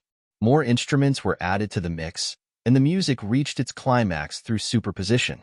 Every note surged with unyielding passion of life. The zither notes were like a gust of wind. After spiraling upwards, they whistled and soared into the sky. The audience couldn't help but tremble. It felt as if an ice-cold electric current was coursing up the tailbone. All the pores on the body were about to explode. The figure holding the stone rod didn't look back this time. There was no need. He could already hear the footsteps following him. Stepping on the bodies of the beasts, he continued forward. Behind him, a second pair of feet and a third pair of feet stepped on the bodies of the two beasts. During the end of days, the 100-year period of destruction, it had been an era of heroes. Many people thought that Feng Zhao had chosen a species that had appeared during the period of destruction and used a cheap trick to create a virtual idol with epic music. But Feng Zhao's choice of the dragon elephant Tianluo tree man, Polar Light, was actually a metaphor for the generation that had been born in a peaceful era but had spent most of their lives fighting for survival during the end of days. The cruelty of the end of days didn't just lie in the slaughter of life, but also in the trampling and destruction of the human spirit. It tore apart the body and spirit, and it made light of life and made a mockery of it. During the period of destruction, the heroes that had been widely praised and even deified by the people of the new era had lost their heroic colors and lofty sentiments. In fact, they had been ordinary people with a reasonable desire to survive. For fame and glory? What a joke. Back then, they had only been fighting against death. It was the harsh life of survival and combat that had turned them into iron-blooded heroes. Their roots were born from the earth. That was why Feng Zhao had chosen Polar Light. The image on the screen gradually panned up. The heavy rain continued to fall. Behind the figure at the front, a few figures gradually walked out from the group of trees. Their branches were twisted into a sturdy form suitable for combat. They stepped on the mud and the corpses of the berserk beasts on the ground as they followed. The orchestral music carried a tense rhythm. The strings were strumming rapidly at the same pitch. The surging momentum spread out along with the wider field of view on the screen. Under the thunderstorm, there was a terrifying aura on the verge of eruption. The image and music stopped abruptly, and the ending credits appeared on the screen. MV main character, Polar Light species, Dragon Elephant Tianluosong title, 100-year period of destruction, second movement, Cocoon Breach producer, Feng Zhao production team, Polar Light project team, Fang Zhao, Zhu Wan, Song Miao, Peng Pusong, Zheng Huang, Wan Yu, Fu Yingtian, Stiller, Zhang Yu, etc. Production Company. Silverwing Media. The quiet cafeteria only became noisy again when other songs started playing on the big screen in the cafeteria. I feel like I can blow up the cafeteria right now. I don't know why, but I suddenly feel a strange sense of mission. Master, give me 2 more bowls of rice. I'm going to the battlefield after I'm full. There were still 3 exams left. Coming. The cafeteria chef in charge of collecting rice vigorously waved his ladle. Outside the cafeteria, a few students who had just arrived saw the people rushing out of the cafeteria. What's going on with them? Someone who had just arrived asked his companion. There was a murderous vibe. Did they just make a midterm vow? Making a vow in the cafeteria? They're probably second graders. Don't mind them. They're always like this. Neurotic. That's not right. I just saw some 5th graders. Chapter 40. After the second movement, Cocoon Breach, was released, it had nearly 100,000 downloads in less than a minute. These were all people in the industry or related industries who had been waiting for a long time. The online media were all waiting to write their reports after they finished listening and reading, afraid that someone would beat them to it if they were a step slower. However, after listening to the second movement, they were momentarily at a loss. He felt that there were countless words in his heart that he wanted to say, but he did not know where to start. Chu Guang and the others had also been waiting in the projection room for a long time. As soon as the clock struck 8, they hurriedly downloaded the movie and turned on the projector. It was almost the same situation as last time. No one made a sound during the screening. Even after the screening, no one spoke for a long time. Sitting in his chair, Chu Guang took a deep breath and closed his eyes. He knew he couldn't keep his 4th place. Chu Guang felt a tinge of regret and defeat. But when he thought of the 2 virtual idols from Neon Culture and Tongshan True Entertainment, he felt a tinge of satisfaction. Those 2 virtual idols would also lose their 2nd and 3rd places. Knowing that none of them would recover, Chu Guang felt his depression dissipate. He accepted the fact that he wasn't as skilled as others, but he was still happy to see the 2 virtual idol teams from their rival companies suffer. Just as Chu Guang thought, Sun Hui and Phyllis's team were now worrying about what to do next. Should they change their development plans? The big boss of Tongshan True Entertainment, Song Shihua, smashed his cup in his office. That's what Silverwing is after. Although Tongshan True Entertainment should not be afraid of Silverwing snatching the endorsement, Song Shihua was starting to worry. Based on the 2 movements that had been released so far, the 100-year period of destruction was indeed not to be underestimated. Either of the 2 movements was enough to support a big-budget movie. What was even more coincidental was that it was the theme of the end of the world. The game Battle of the Century, which would be released next year, was also about the end of the world. Would Fiery Bird choose a more popular virtual idol, or one that fit the theme better? Song Shihua really didn't dare to say for sure, nor could he guess. You want to fight for the endorsement? Let's see if you have the ability. Song Shihua gathered the executives of the Virtual Projects Department and held an emergency meeting in his office. The meeting lasted for half a day. However, outsiders did not care what Song Shihua was planning. They were all waiting for the Yinzhou Music Association's response. Without their approval, the rest of the industry would not dare to jump to conclusions, even if they felt that the second movement was not inferior to the first. The person who had evaluated the first movement as an epic was Ming Song, the vice president of the Yinzhou Music Association. At the same time, Ming Song was also the former principal of the Qian Academy of Music. The Qian Academy of Music had yet to make a move, waiting to hear Ming Song's evaluation. Otherwise, if they were urged by the media to give a different evaluation from Ming Song, it would be embarrassing. The people at Silverwing also had their eyes on Voice of Yinzhou, because they were the authorities in the entire Yinzhou music industry. That was also why no one doubted the epic of the previous movement. The Yinzhou Music Association might have many unsatisfactory things, but as long as it was released on the official website, there would be no flim-flam. It represented the entire Yinzhou Music Association. No one dared to make a run at the official website over a personal grudge.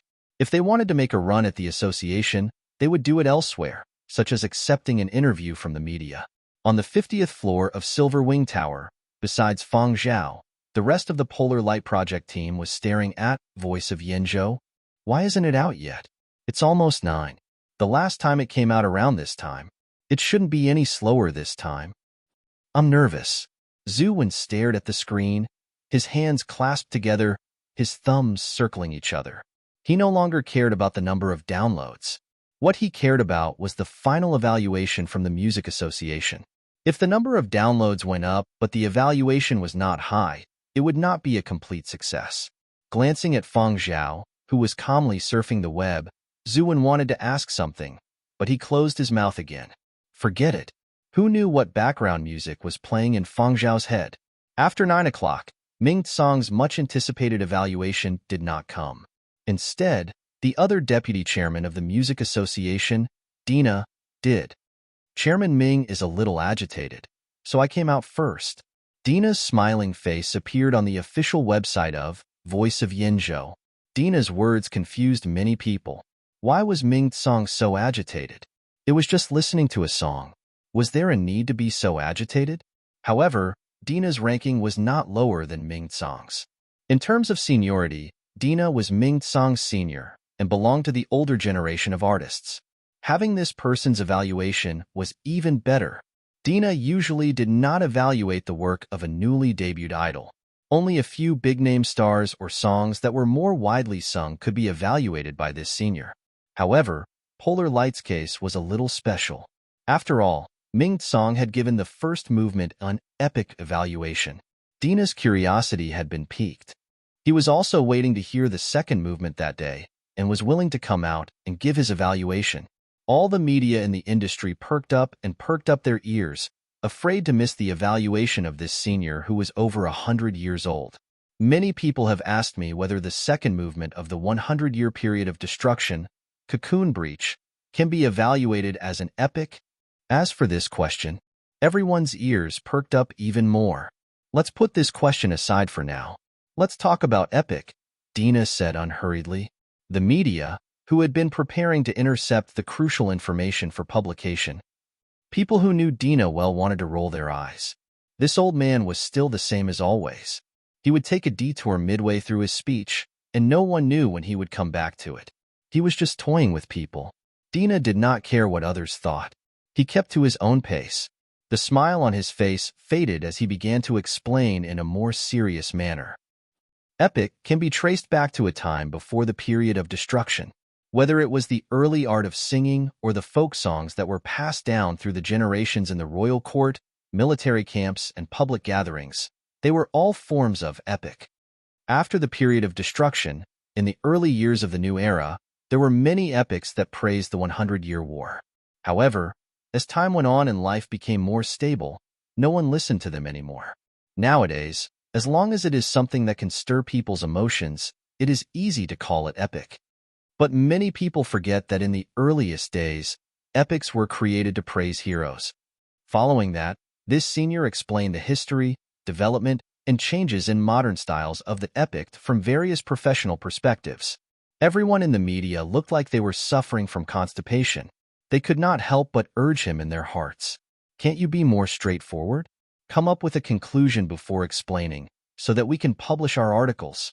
However, the professionals listened attentively. This helped them understand the composition and instrumental arrangements of the two movements.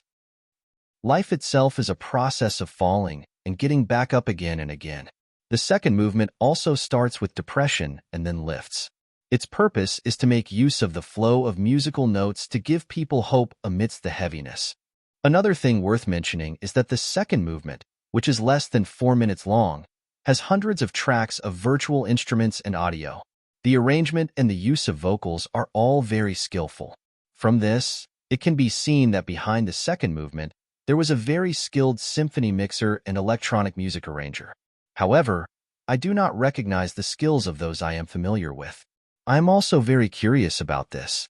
Professionals knew that when it came to mixing and arranging, the slightest negligence could cause discomfort to the senses. For example, too many changes in the melody, too much dissonance in the harmonies, and so on. All of these could be magnified as unsociable. Looking at it this way, The mixer and arranger behind the scenes were quite amazing. The only question was which two of them were they. Thus, as the media waited and waited, Dina finally said, "It is indeed worthy of being called epic," and rushed to publish their articles. But people in the creative circle, including Dina himself, were curious about the composer behind these two songs. Was it really the legendary newcomer Fang Zhao? Also, who were the symphony mixer and electronic music arranger? Chapter 41. Research on the contents of the second movement was only valued by professionals. Most people only needed the word epic. The second epic. The industry was shocked, not just because of the song, but because they realized that Silver Wing was determined to use epic to promote virtual idols. Was it worth it? That was the question on many people's minds. It was also the question raised by many media outlets after Dina, the deputy head of the Yinzhou Music Association, rated the song epic. Lin Dun, Silver Wing's chief spokesperson, responded to the questions posed by the media. Remember history, remember the martyrs? Song Shihua. Haha. Who are you trying to fool? You make it sound so grandiose, but your goal is still to compete for the endorsement deal. Even people who didn't know about the endorsement deal were skeptical, let alone people like Song Shihua, who had already guessed what was going on. Just for these 8 words, he did not hesitate to throw in a huge sum of money and 2 epics. He might even throw in more epics on this project in the future. Regardless of whether others believed it or not, that was the explanation Lin Dun gave. On the 50th floor of Silver Wing Media, Zhu Wan and the rest of the team were ecstatic after hearing Dina's evaluation. The success of the second movement meant more bonuses, a brighter future, and, "Boss, can we apply to the higher-ups for gaming equipment?" Zhu Wan asked at the top of his lungs. At this moment, the suspense in his heart had already been lifted. His entire body felt light, and he wished that he could go out and go crazy. However, he still remembered the most important thing. "I've already applied," Fang Zhao said as he browsed through the online comments. What did the top floor say? The rest of the team looked over. Approved. Someone will be here tomorrow to install it. Ahahaha. Zhu Wan cackled. Nothing was better than playing games during office hours. What kind of games? Rodney asked. Shooting games, Fang Zhao said. Shooting wasn't Rodney's favorite, but he had the same thoughts as Zhu Wei. It was enough for him to have fun and not have to be secretive about it. Jumping ship was the right decision. Fu Yingtian, Zhang Yu, and Stiller, who had been roped into the task force by Zhu Wan, were now sharing the good news with friends and family. There would definitely be bonuses. Silver Wing had always been generous when it came to rewards, so they were not worried. Now they wanted to share their feelings with others. When they were transferred from their original posts, they were under a lot of pressure. Even their families were worried. Furthermore, due to confidentiality rules, they were not allowed to speak too much about the second movement. Everyone was tense and depressed. Now, they had finally made it through. This was a fucking gold mine. Based on this trend, the success rate of the third movement was rather high. After all, they had the support of the company and a monstrous boss like Fang Zhao. They didn't have to worry about funding or the other department's attitude. Great. Didn't they all think that virtual projects were a trap? Weren't they all hesitant and jealous? Are you regretting it now? Too late. Seeing Zhu Wan and the others sharing the good news and showing off in their own circle of friends, some people in the same industry were also envious. If they had known this would happen, they would have applied for a transfer to the virtual projects department as well. Unfortunately, the department was temporarily closed. Even if they wanted to, it would be difficult. Silver Wing's official live broadcast channel also featured Dina's comments on the second movement. The host even smiled and thanked Neon Culture and Tongshan True Entertainment for their praise of the second movement, which had boosted their popularity. Without it, they would not have been able to garner the attention they currently had. However, there were also some negative comments from some media outlets. The reason the first movement of 100-Year Period of Heaven Punishment had so many downloads was because Polar Light's debut had never been seen before. The novelty was too strong. Everyone listened to it and downloaded it for the novelty.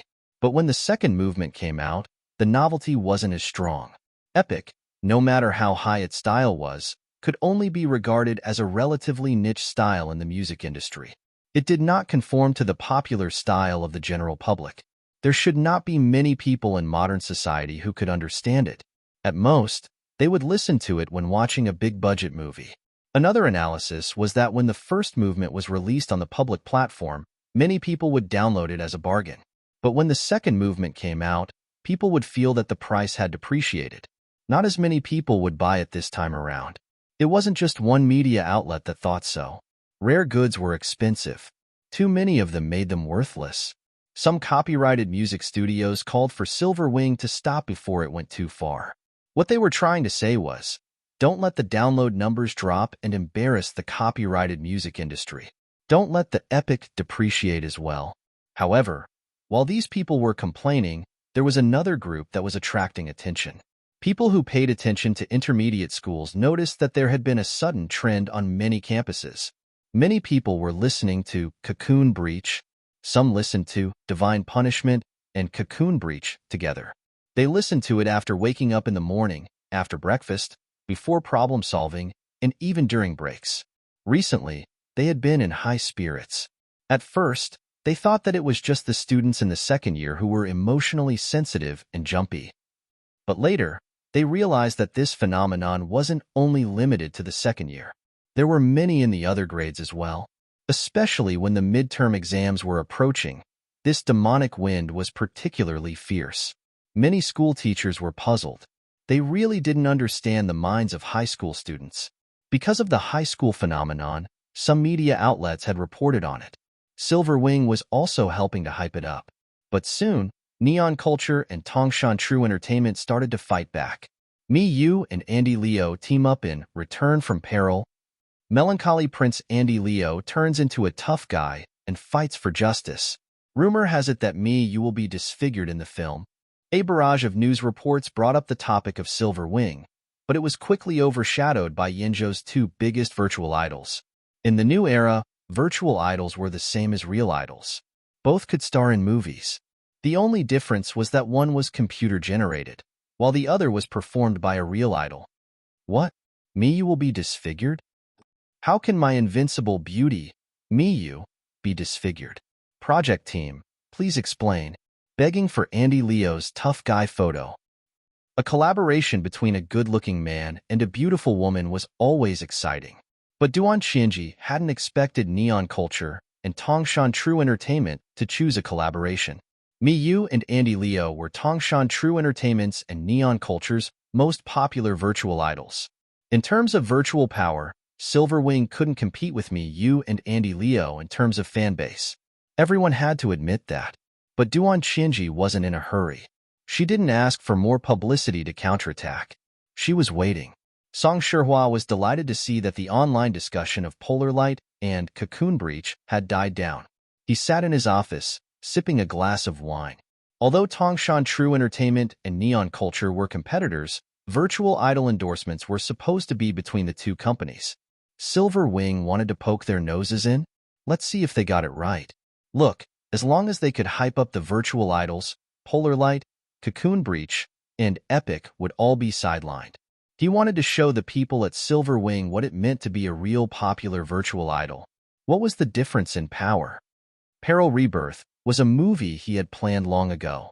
It was a period of destruction-themed film specifically for Yu. The goal was clear, to attract Fiery Bird's attention. But 2 days ago, Neon Culture had approached to discuss a collaboration, and Song Shihua had agreed after some consideration.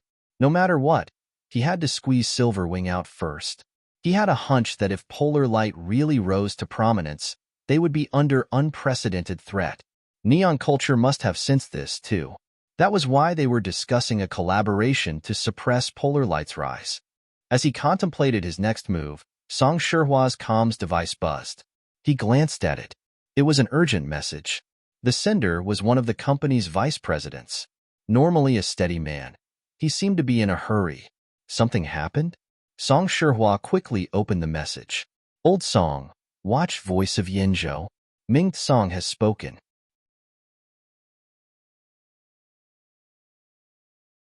Chapter 42. Even though Dina, a more senior industry veteran, had already commented, many people were still looking forward to Ming Tsang's review. Even epics had their own classifications. In Ming Tsang's eyes, was there a difference between the first and second movements? Other than that, Dina had said that Ming Tsang was too emotional to comment on the other day. What had gotten the association's deputy chairman so worked up? Therefore, even though Ming Tsang hadn't commented in 5 days, many people still paid attention to Voice of Yenzhou, which was founded by the Yenzhou Music Association. The moment Ming Tsang appeared, everyone took notice. In the video, Ming Tsang appeared to be in good spirits. His eyes glowed with unconcealable joy and excitement, which confirmed what Dina had said 5 days ago. My apologies, these past 5 days have been the most exciting I've been in my 60-plus years. Ming Tsang's voice trembled as he spoke. A hand holding a teacup reached over. Although only a hand was visible, anyone familiar with Ming Tsang's family knew that it was his wife. Ming Tsang's words had been a bit of a joke. Wasn't the most exciting 5 days the few days of his wedding? But from the video, it was clear that Ming Tsang's wife agreed with him. Just what could have caused this couple to be so agitated? The astute Prairie Fire chief editor immediately sent word to his staff to investigate Ming Tsang's recent movements. In the Voice of Yenzhou live broadcast studio, Ming Tsang accepted the tea, calmed himself down, and continued speaking in a steady tone. Many people know that I spent the first 50 years of my life busy with music and my career. When I was 51, I married Professor Su Tong of the Arrangement Department at Qian Academy of Music. When I was 52, we had our own child. But God played a joke on us. He's a little different from other kids. At this point, many people recalled that Ming Tsang had been a promising young man. He had become the principal of Qian Academy of Music at 49. In the new era, where lifespans had doubled, he was considered young. Ming Tsang had been hailed as a genius from a young age. And Ming Tsang's wife, Su Tong, had been a celebrity at the time. She had come from a musical family and was brimming with talent. She had been famous at Qian Academy of Music. But not long after their son was born, he had been diagnosed with Hull virus. Since then, the rapid advancement of science and technology in the new era had greatly improved medical treatment. 95% of the diseases from the period of destruction had been cured, but close to 5% remained. Even if they could be treated, they would only provide limited relief. Hull virus was that 5%, and there was basically no cure. It was born during the period of destruction. The infected seemed to have lost all emotions and became as numb as a stone. Although they had no other physical defects, they needed external help to eat, drink, and defecate. They could not speak, and their eyes were lifeless, as if their soul had been sucked out of them. Their entire brain was like a fully equipped machine that refused to work. During the apocalypse, a doctor by the name of Hull was infected. He spent the rest of his life researching the virus and chose to provide his body to the laboratory for research after he passed away. Later, people called the virus the Hull virus. Perhaps in the eyes of many people, naming an extremely dangerous virus after someone was a curse, but for some of the people who researched viruses at that time, it was a kind of honor, such as Hull, a madman in the eyes of later generations. The Hull virus could be transmitted through the air. Although it didn't survive long in the air, it could hide in plants, animals, and even microorganisms. It was impossible to guard against. At first, many people used complicated filtering methods to prevent it. But later investigations revealed that the probability of Hull virus infection was less than 1 in 10 million. Gradually, people came to the conclusion that the probability of Hull virus infection was less than 1 in 10 million. Later on, no one used such a strict and complicated filtering method. And yet, the less than 1 in 10 million chance of Hull virus had been encountered by this couple. If it was possible, they would rather such a thing happen to them than to their newborn son. When they heard the news, they almost broke down. Ming Tsang resigned from his hard-won position as principal ahead of schedule. Su Tong also resigned. The couple took their son all over the world to seek treatment. But each time, they received the same response. No cure. No cure. Nothing could be done. Friends and family who were close to Ming Tsang and his wife could still remember that the couple had been on the verge of shattering at the slightest touch. Based on the lifespan of the new era, the young, promising couple had silver streaks in their hair. How could two geniuses have met with such a mishap? Many people sighed. If this had not happened, Ming Tsang might still be the principal of Qian Academy of Music. The principal of Qian Academy of Music served one term every 5 years, but it was not uncommon for a principal to serve 2, 3, or even more terms. Ming Tsang had the ability. Others mocked that the couple must have used up all their good luck in the last 50 years to encounter such a mishap. It was a 1 in 10 million chance, yet these two people had actually met. It was a scar in the couple's heart that no one dared touch, because the slightest touch would cause it to bleed profusely. But now, Ming Tsang had brought it up on a live broadcast. Song Shihua, who was watching the live broadcast, had a bad feeling. On the live broadcast channel, Ming Tsang himself was overcome with emotion as he recalled the events of the past. His eyes reddened, from despair at the beginning to acceptance. It's been 12 years. There's nothing that can't be healed. Our children are growing up, and so are we as parents. I thought the rest of my life would continue like this. At this point, Ming Tsang's tone became excited again. A month ago, I listened to a song. To be more precise, I listened to a movement. Song Shihua's fingers tightened around his glass as he watched the live broadcast, as if he was about to crush it. Many people watching the live broadcast also perked up their ears and stared unblinkingly at the screen. Here it comes. Those who know me well know that I rarely listen to the new artist chart. Every time I listen to a song, I share it with my son, Ming Yi. Even though people infected with the whole virus could not respond, Ming Tsang still shared the music he listened to with Ming Yi and offered his opinions. It was as if Ming Yi was no different from any other child. It had been like this for 12 years. By chance, I saw the saw, Divine Punishment, recommended by Silver Wing. The first thing I saw was the image of a tree. I was a little surprised at the time. It was the first time I'd seen a virtual idol in the form of a tree, so I watched the music video. Based on the quality of Divine Punishment, there was no doubt that it was excellent. Even though I'm no expert in analyzing symphonic compositions, I could tell there were many areas worth studying. As usual, after listening to the song, I shared my opinions with my son before writing a review. But when I turned my head and met my son's eyes, I noticed a tiny ripple. It was as if someone had rubbed a small on a window that had been covered with a thick layer of dust. Before Ming Tsang's brain could react, tears began to flow without warning. He was afraid that what he'd seen was an illusion. After all, his son's eyes betrayed too little emotion. If not for the fact that he and his wife spent every day with their son and were so familiar with him, no one else would have been able to detect this tiny ripple of emotion. So Ming Tsang replayed the video, downloaded it, and played it again and again. After confirming it, Ming Tsang was very excited. He immediately invited a professor in Qian who specialized in virus research during the period of destruction. That was why Ming Tsang had only given a brief review of Divine Punishment without a detailed analysis. He was busy getting someone to diagnose it.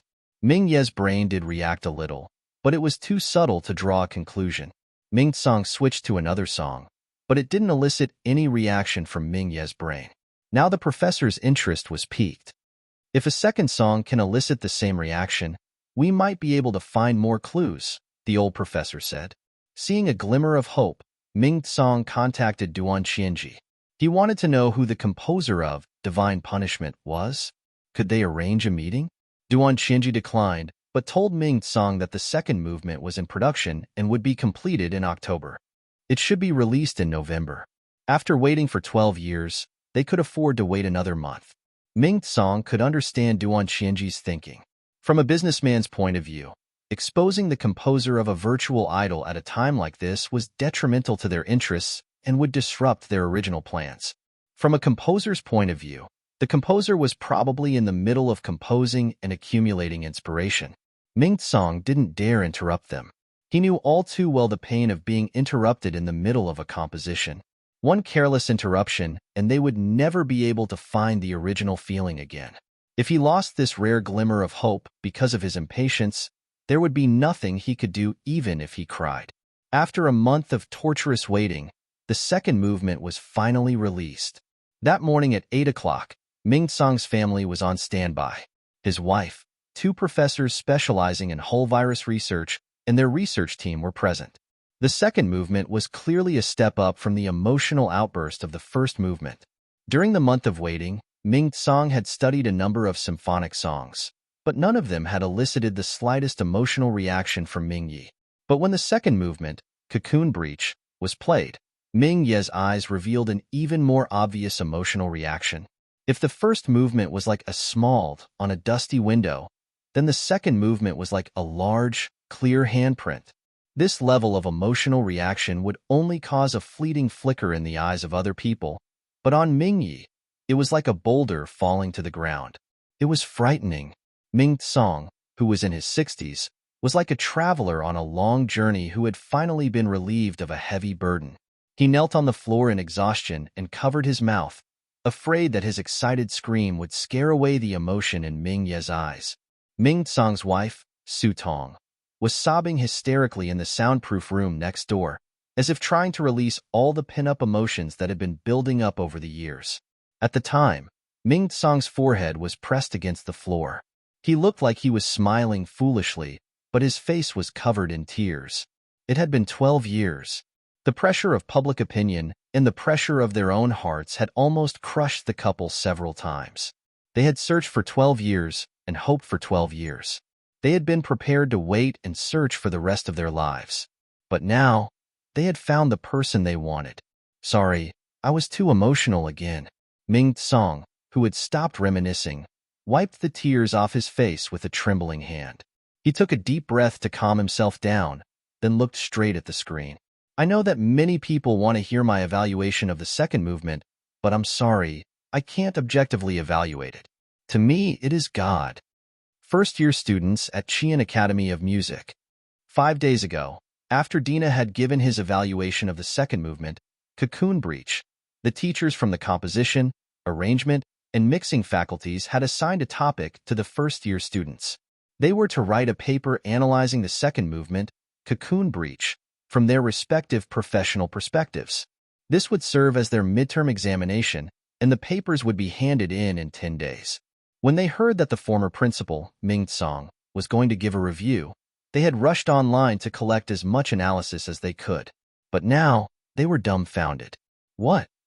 I wanted to hear you talk about music, but you're talking about illness? After some discussion, the first-year students from the composition, arrangement, and mixing faculties submitted a joint request for the teachers to change the midterm examination topic. The reason was,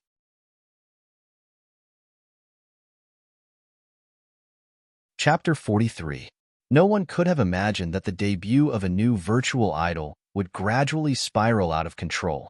When freshmen at the Qian Academy of Music changed the topic of their thesis at the last minute, not a single teacher at the academy dared to comment on Cocoon Breach.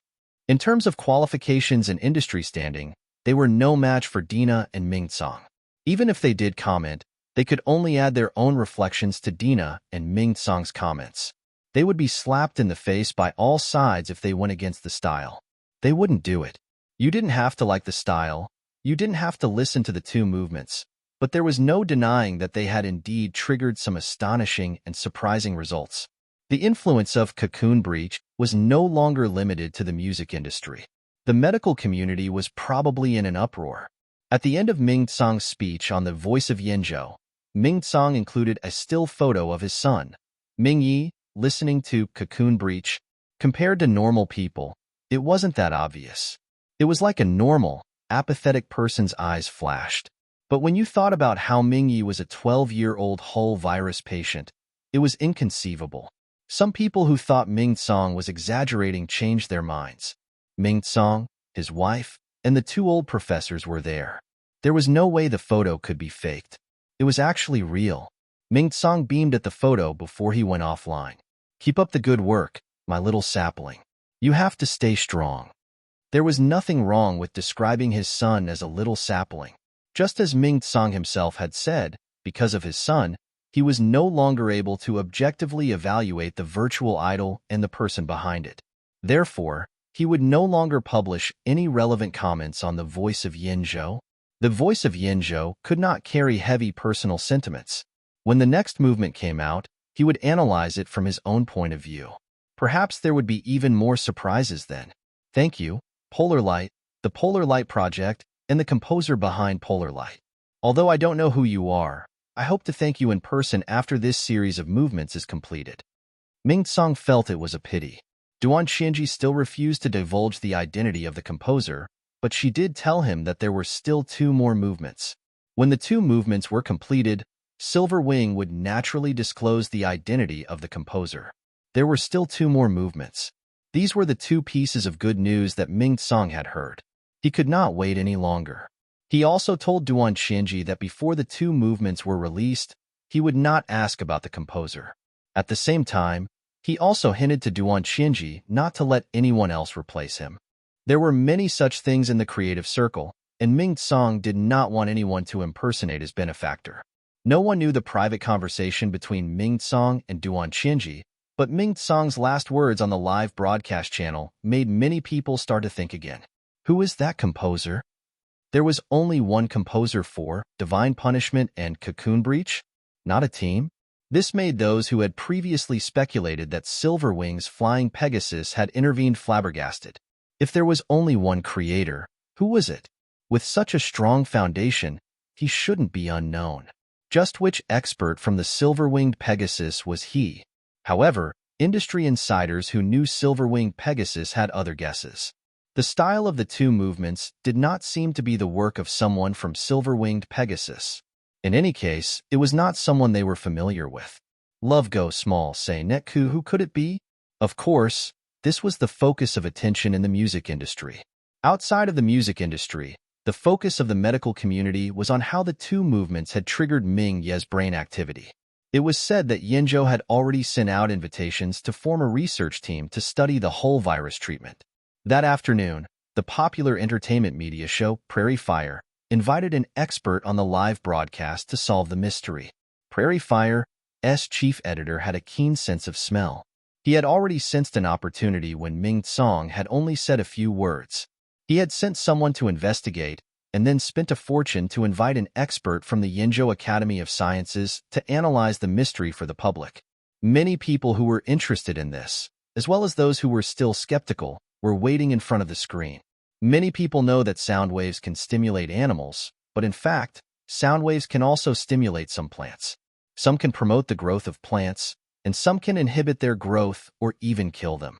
Whether or not it can stimulate those plants depends on whether or not it can trigger their musical sensitivity.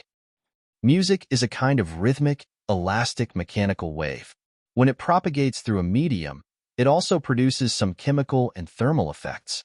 When music stimulates plant cells, all kinds of biochemical reactions in the cells are also affected. The Academy of Sciences professor even compared music to the body of plants and animals. In other words, every note or section of a piece of music might correspond to a particular amino acid molecule in the body of a plant, and proteins are made up of amino acids.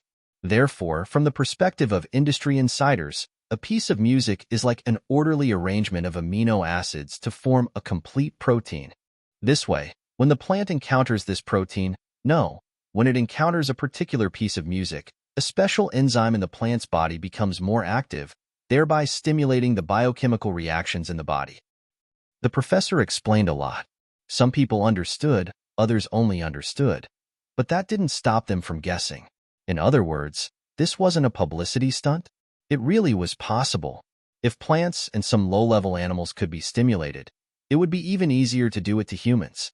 The whole virus was born during the period of destruction, and Divine Punishment and Cocoon Breach were both part of the 100-year period of destruction series.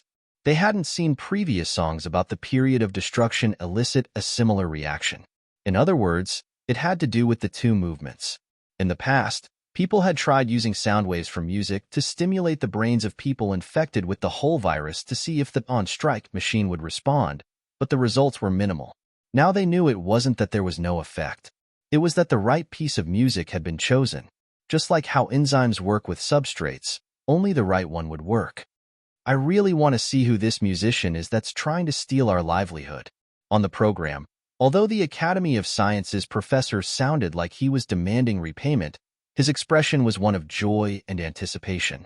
Music and medicine were 2 different fields, and they were both busy with their own things.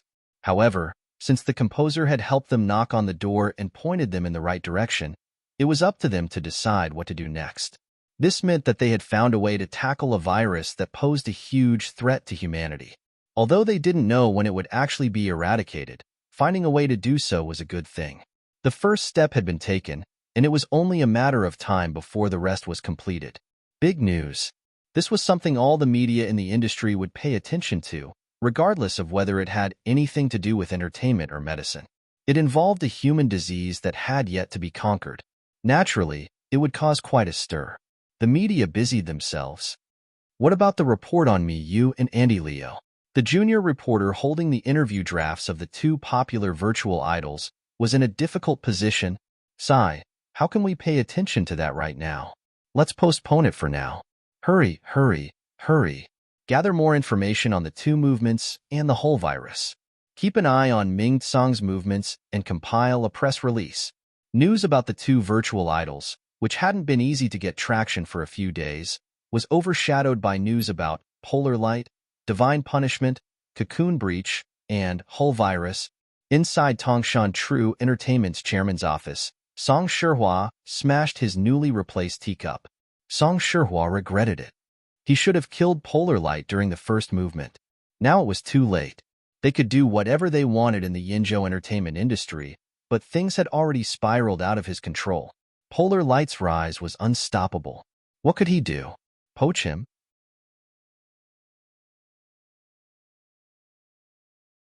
Chapter 44. Song Shihua wanted to dig up the real composer behind the two movements. At first, he had wondered if it was the newcomer that Silver Wing had put on the table, but after confirming Silver Wing's target, he dismissed his original suspicion.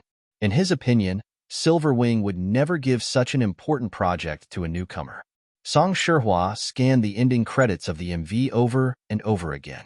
He asked his subordinates to investigate everyone listed in the credits. In the end, he came to a conclusion. The project team's name list was definitely incomplete. Silver Wing had hidden the most important part. Many people shared Song Shihua's opinion. According to industry rules, at the beginning, only the producer of the Virtual Idol project would be identified. The producer of the Virtual Idol project was equivalent to the director of a movie. As for who composed the music, who wrote the lyrics, who arranged the music, who mixed the music, who sang the vocals, and so on, there would be no indication. Any words that might distract from the popularity of the Virtual Idol would be restricted.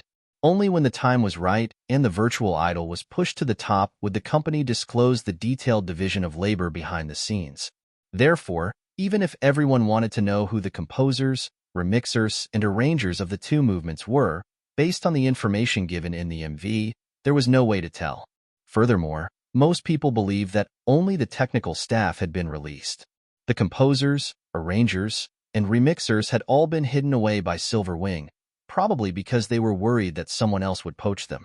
Yinzhou's coastal Jingyang city, inside a sanatorium, Master Glyphitz, the famous musician and virtual idol producer, was sitting by the window of his room as usual. However, he had not been in the mood to enjoy a nice sunbath for many days. He kept staring at the communicator in his hand.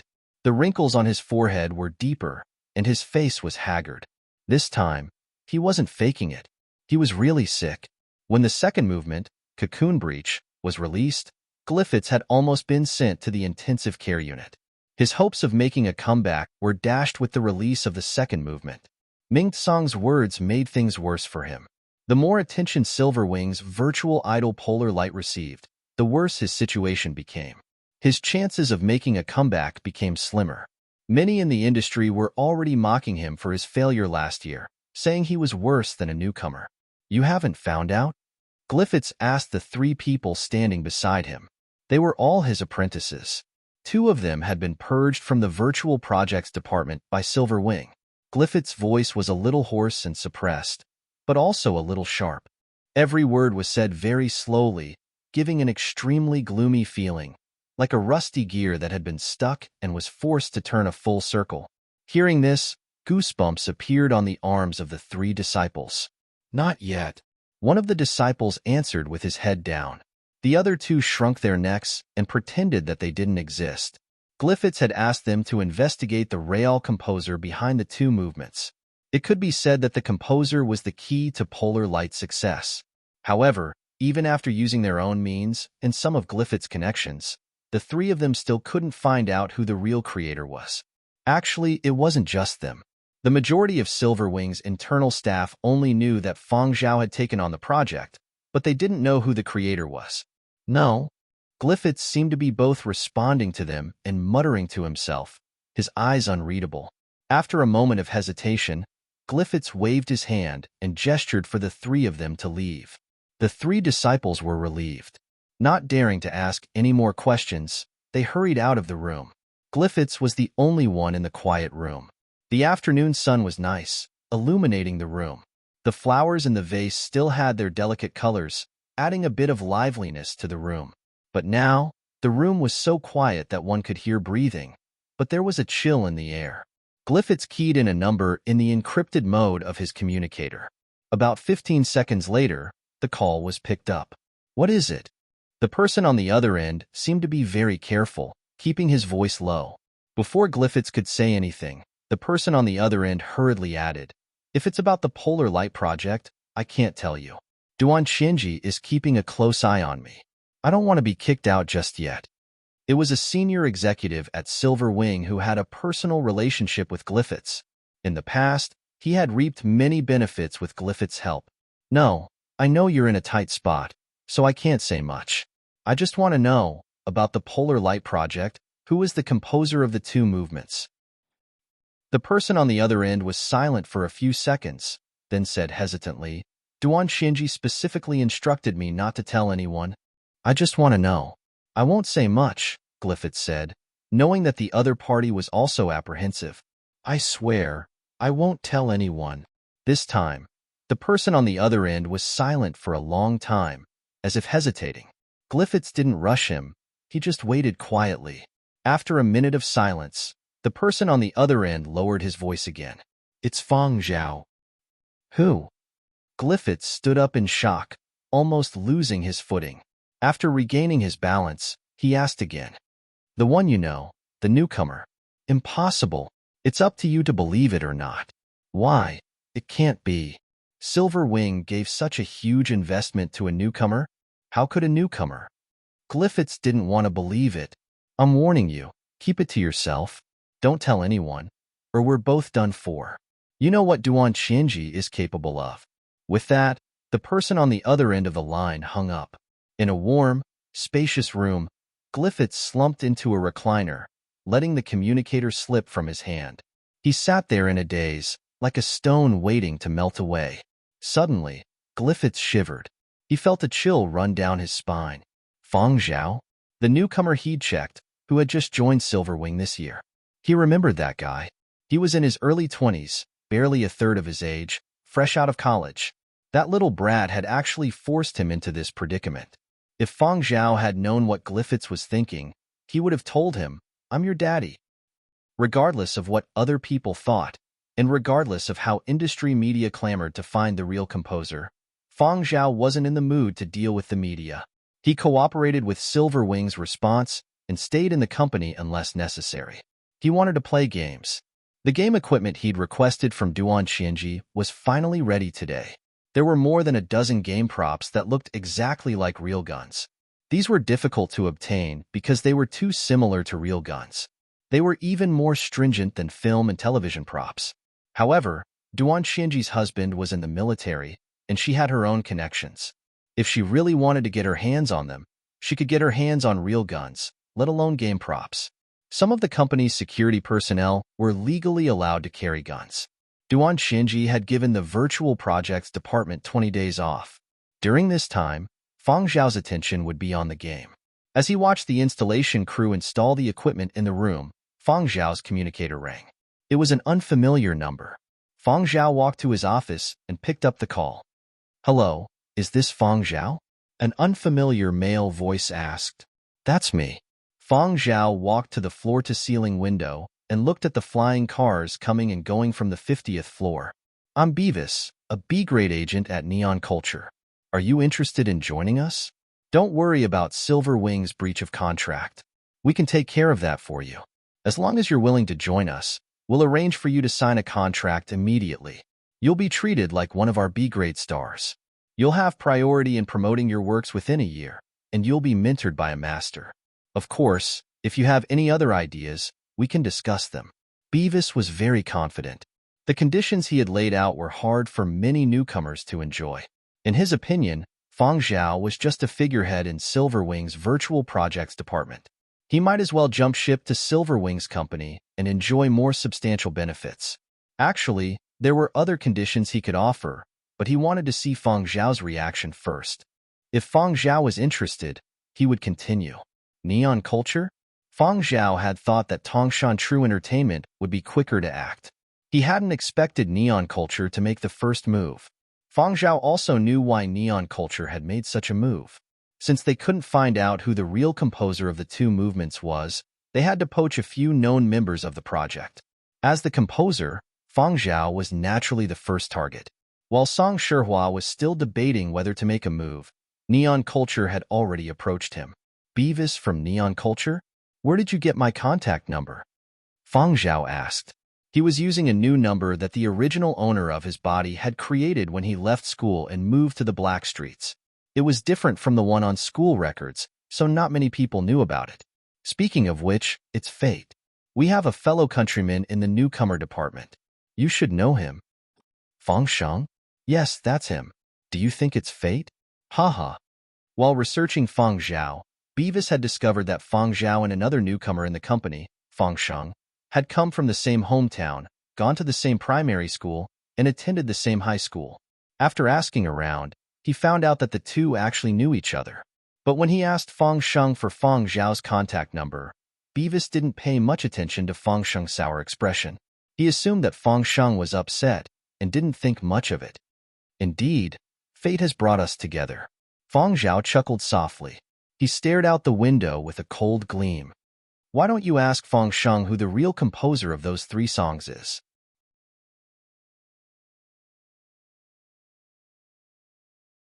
Chapter 45. Although Beavis was angry that Fang Zhao had hung up, he was even more puzzled by what Fang Zhao had said before the call ended. Who is the real composer of those 3 songs? What are the 3 songs? The real composer? Could it be that Fang Sheng wasn't an original writer? Beavis wasn't a rookie, so he didn't know much about the newcomers department. He had only skimmed through the company's newcomers this year. If not for the fact that the higher-ups were trying to poach Silverwing's talent, he wouldn't have bothered investigating. But even if he didn't know much about the newcomers department, he could deduce a few things from Fang Zhao's last sentence. Beavis sat in his office with a dark expression, thinking for a while. After contacting the newcomers department, he pulled up all of Fang Sheng's files and read them carefully. The more he read, the darker his expression became. If he had doubted Fang Zhao's words earlier, now that he had read the files, he believed Fang Zhao's words a little more. Fang Zhao had graduated from the Qian Academy of Music, arguably the best music academy in Yenzhou, while Fang Sheng had graduated from a school in Qian that was neither too good nor too bad. This was secondary. Actually, the company didn't necessarily require a newcomer to graduate from a good school. Even if the newcomer was a bottom feeder and flunky, as long as the newcomer had a particular forte in the musical arts, the company would consider him. That was to say, setting aside external factors like background and connections, the most important factor was genuine talent. Fang Sheng had been noticed and signed by the newcomers department because of the 3 songs he had submitted. Although Fang Sheng's files didn't have much to say about him, his grades weren't outstanding, and he didn't have a record of winning awards. The 3 songs had convinced the newcomers department to sign Fang Sheng. The 3 songs might not have been top-notch, but they were slightly better than the average newcomer. One of the 3 songs had performed well in the new talent contest. The company had wanted to give him a boost, but Fang Sheng hadn't submitted any new material yet. Beavis called Fang Sheng and Fang Sheng's agent over. His sinister gaze swept over the two of them. Beavis usually wore a smile on his face, but when he pulled a long face, it was a frightening sight. Fang Sheng's agent, who had been rudely summoned by Beavis, was still a little resentful. Although he was a newcomer, he had managed stars with B-level contracts before and had been with the company longer than Beavis. Beavis's tone when he summoned him was not the least bit harsh. He did not treat him like a senior. But now, looking at Beavis's expression, he knew something was wrong. "What's up?" Fang Sheng's agent asked. He knew Beavis had looked into Fang Sheng's background, but he didn't know why Beavis had called them up. Beavis ignored the agent. His dark gaze swept over Fang Sheng like a knife. "I just want to know who the original composer of the 3 songs you submitted when you joined the company was." Fang Sheng, who was already nervous, felt his heart skip a beat when he heard this. His back broke out in a cold sweat. The muscles around his mouth twitched, but he didn't know what to say. He didn't make a sound. His fists clenched uneasily. He sensed his agent's suspicious gaze and knew he couldn't hide it. He tried his best to hide the guilty expression on his face and forced a smile. "Did you hear someone say something?" "Don't believe him. Those 3 songs were written by me." "Oh?" Beavis didn't say anything more. He looked at Fang Sheng's agent. His eyes seemed to say, "You can do whatever you want with the person you signed." The agent stared daggers at Fang Sheng. He managed at least a few dozen people, if not 100. He might not be as capable as Beavis, but he had good judgment. The change in Fang Sheng's eyes couldn't escape his notice. It was panic, guilt, cowardice, lack of confidence. Once Fang Sheng's agent became suspicious, it made sense of what had happened in the past. The arranger of those 3 songs had told him in private that Fang Sheng's understanding of the songs was a bit fuzzy and not thorough enough. He had thought Fang Sheng was a newcomer and had some shortcomings. A little more training and guidance would be enough. But after the 3 songs in the new talent contest, Fang Sheng hadn't been able to come up with anything new. At first, he thought Fang Sheng had run out of inspiration because of those 3 songs. But now, after so long, Fang Sheng hadn't come up with anything new. That was a big problem. He might really have stolen them. He couldn't believe he had signed someone like that.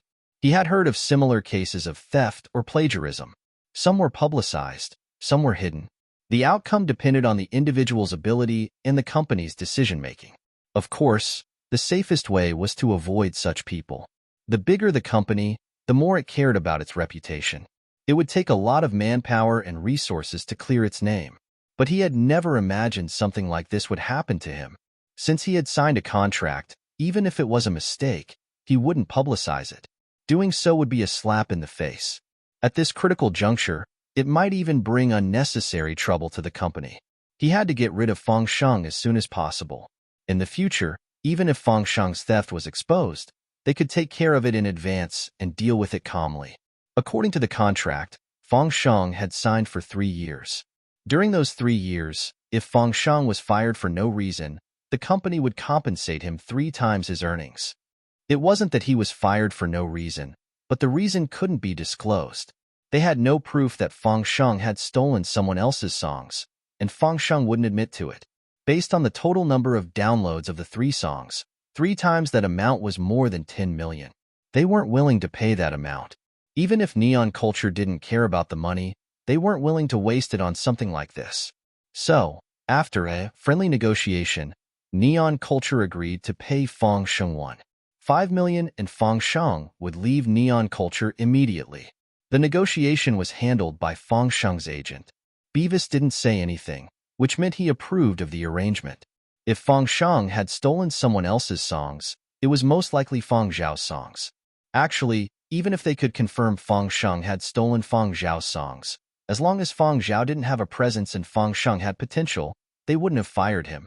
They might have even covered for him. As businessmen, profit was the most important thing. But now, Fang Zhao's side was clearly fearless, and Fang Sheng didn't have what they had to protect. Dismissal was a given, and it had to be quick. They had to get rid of Fang Sheng before he became a scapegoat. If people asked, they would only say that Fang Sheng had a bad character. The words, bad character, had a deep meaning in the industry.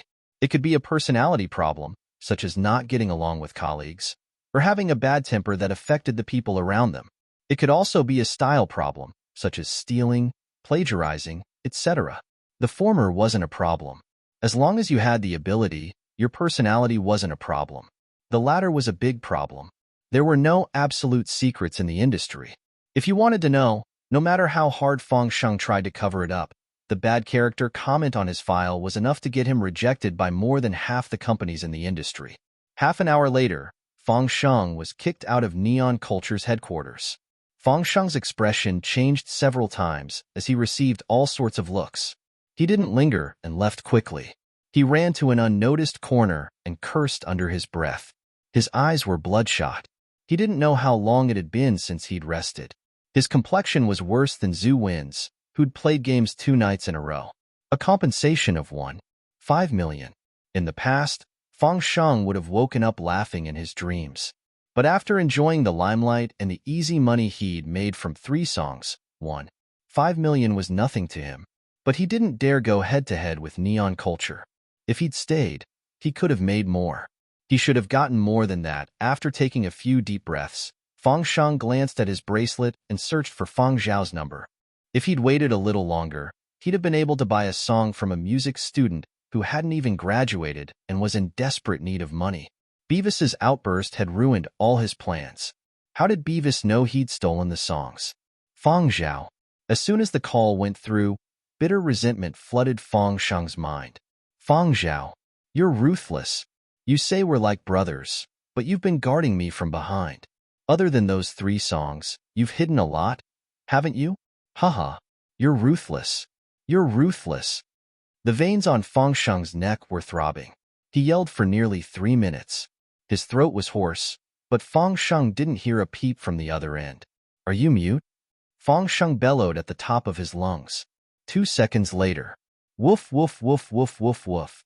Fang Sheng was greeted by a series of barks. They were real barks, not faked. After the barks came the distinct sound of a dog's breath. Fang Sheng. So, he'd been yelling for 3 minutes to a dog. Fang Sheng was shaking with rage. The blood in his chest was on the verge of bursting out.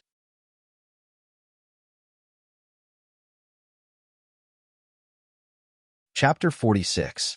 Fang Sheng had used a dog to deal with him. Fang Sheng was so angry he wanted to smash the bracelet in his hand, but stopped himself in time. Now that he had been kicked out of the company, he probably wouldn't have any income for a long time. The breach of contract was still in the process and hadn't been transferred to his account. He didn't have much left from his share of the music downloads from the new talent contest after buying the house. He had spent tens of thousands on the bracelet, so he didn't dare smash it. Fang Sheng wanted to vent his anger after losing his job. He didn't dare yell at the people at Neon Culture, so he could only vent on Fang Zhao, the person who had put him in this situation. He hadn't expected Fang Zhao to ignore him and use a dog to deal with him. Was this a mockery? Fang Sheng knew he would only get a few barks in return if he kept yelling. He took a few deep breaths and ended the call. He was going to leave, but after 2 steps, he suddenly stopped and looked at his bracelet. He had been so angry that he had been careless. Thinking back on what he had said, he didn't seem to have bluntly admitted to stealing the songs. Even if Fang Zhao had recorded it, it probably wouldn't be enough evidence. The law couldn't convict him of theft. Luckily, he had stopped in time. If he had lost his mind over the barking and accidentally told Fang Zhao about the song theft, he would have been done for. So that was what Fang Zhao had been planning. Trying to set me up? Fang Sheng stared at the end of the road, his eyes flashing. Fang Sheng had been overthinking things. Fang Zhao knew he wouldn't reveal the song theft so easily. Given Fang Sheng's personality, if he could steal 3 songs without the original owner noticing and leave no evidence, he wouldn't be so easily goaded into spilling the beans. There were always people who thought it was only right to be nice to you. If you fell out with them one day, they wouldn't think they were in the wrong and might even act more aggrieved than the victim. Greed blinds the human heart. Fang Zhao had encountered and heard this kind of thing too many times during the end of days. Fang Sheng viewed everything from the perspective of profit. If this had been the end of days, Fang Zhao would have sent him a bullet, but in the new era, there were laws. Fang Zhao didn't want to challenge the laws of the new era because of Fang Sheng and waste his hard-earned chance at a rebirth. Well done. Fang Zhao picked up the bracelet, stroked Curly Hair's head, and placed a handful of dog food on his plate. Fang Zhao walked out of the lobby on the 50th floor only after he saw the installer finish installing all the equipment in the gaming room. Because it was the holiday period, there was no one else in the hall. Zheng Huang and Wan Yu were living their lives alone and would not come to the company during the holiday period. Pang Pusong accompanied his family on vacation, and Song Miao was not in the company. Only Zhu Wan and a few others stayed in the studio, playing games every day. If he had nothing else to do other than playing games, he might as well stay in the company.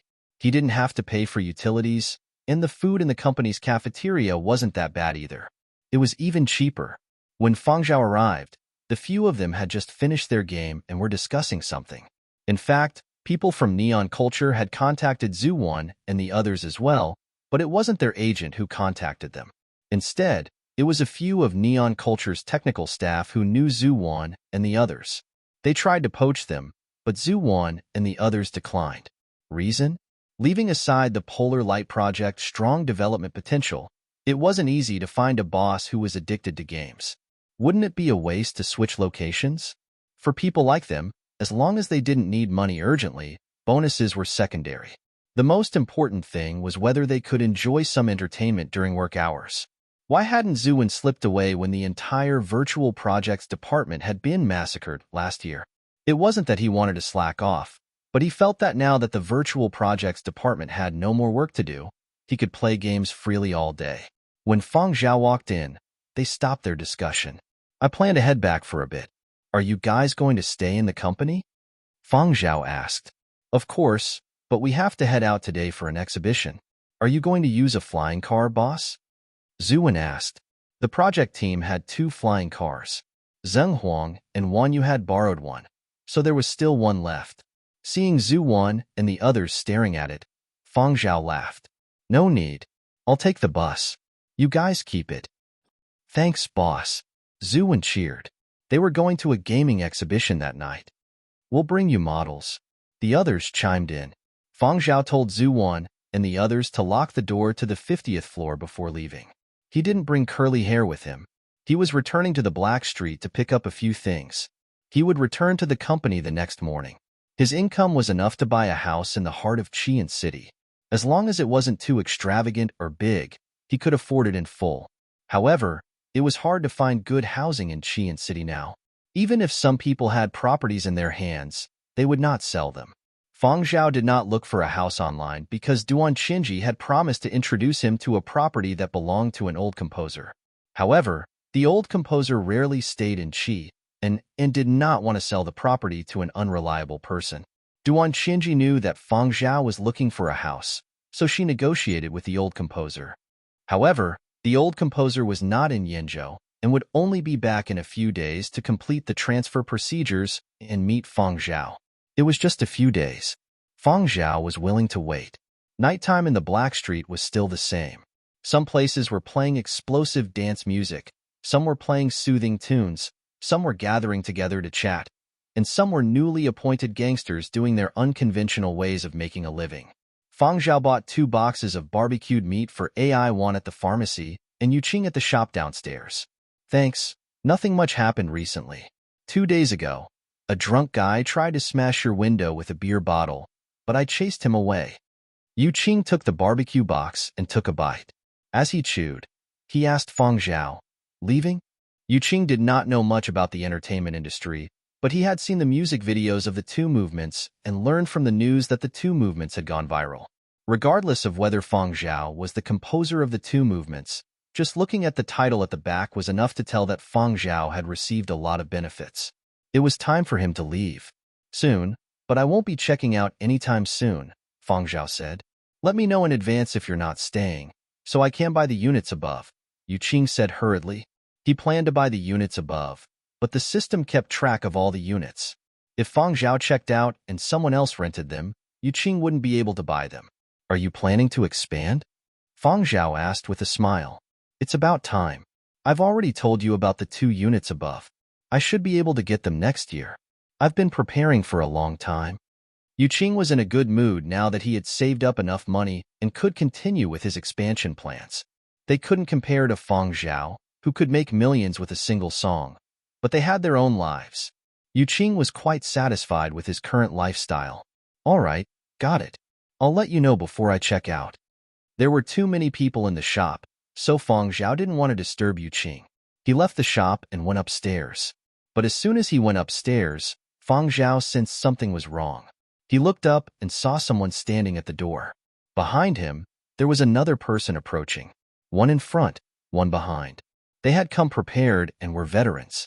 The lighting in the corridor was a little dim. To save electricity, the lights in public areas were either broken or very dim.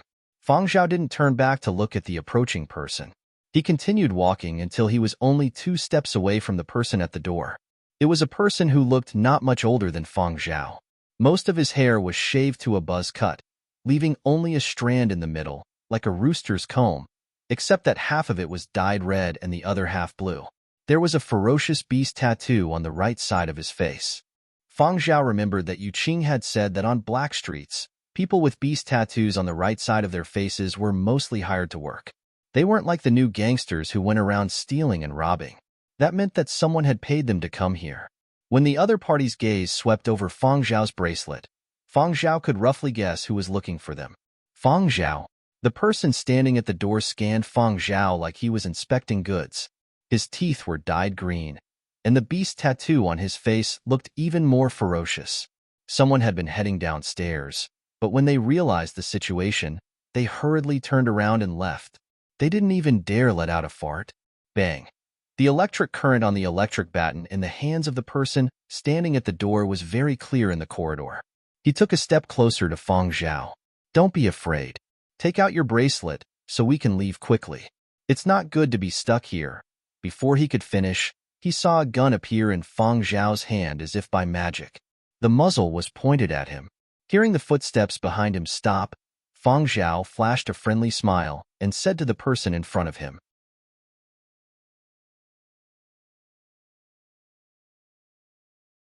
Chapter 47.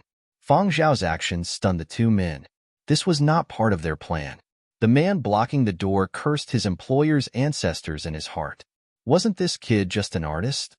He might have believed it if the person in front of him was a killer, but he wouldn't believe it if he was a composer. With his head pressed against the muzzle, he swallowed the words he was about to say and lowered the electric baton he was about to raise. They had been in the Black Street for a long time and had taken on a lot of jobs. They could tell what kind of person they were, whether they were putting on an act, whether they were putting on a brave front, and whether they were cowardly on the inside. They could tell from their targets every move and even their eyes. The way Fang Zhao held the gun and the way he looked at him made the back of his neck break out in a cold sweat. Of course, he could tell that Fang Zhao's calmness and casualness weren't an act. He was also sure that if they made the slightest move, the gun would really be fired. So the man behind him stopped in time. He didn't dare make a move before he had a clear picture of the situation. Otherwise, he might end up collecting the corpse of his teammate.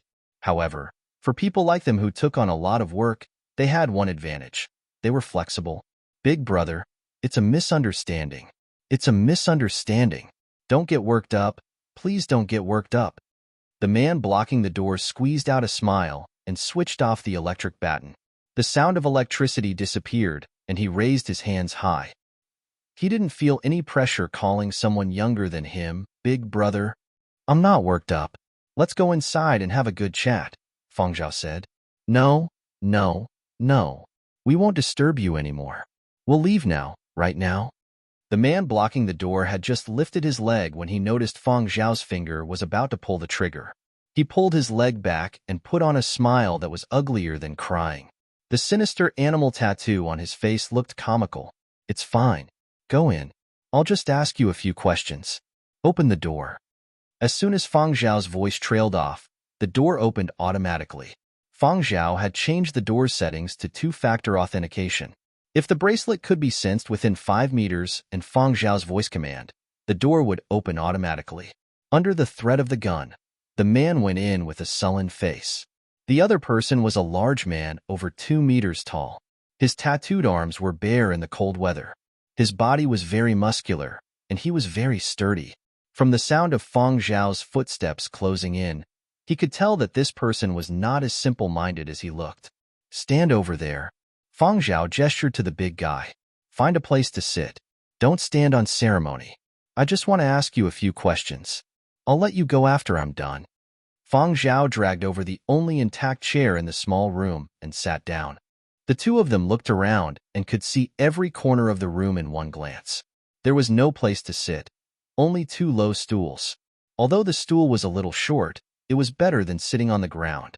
The 2 stools had been used as footholds to reach things in the upper cupboard, and Curly had sat on them in the sun. Now, two adult men, one of whom was a big man, were sitting on two palm-sized, 20 centimeters high stools. At first glance, they looked like they were huddled together. "Don't touch the knife behind your butt," Fang Zhao said.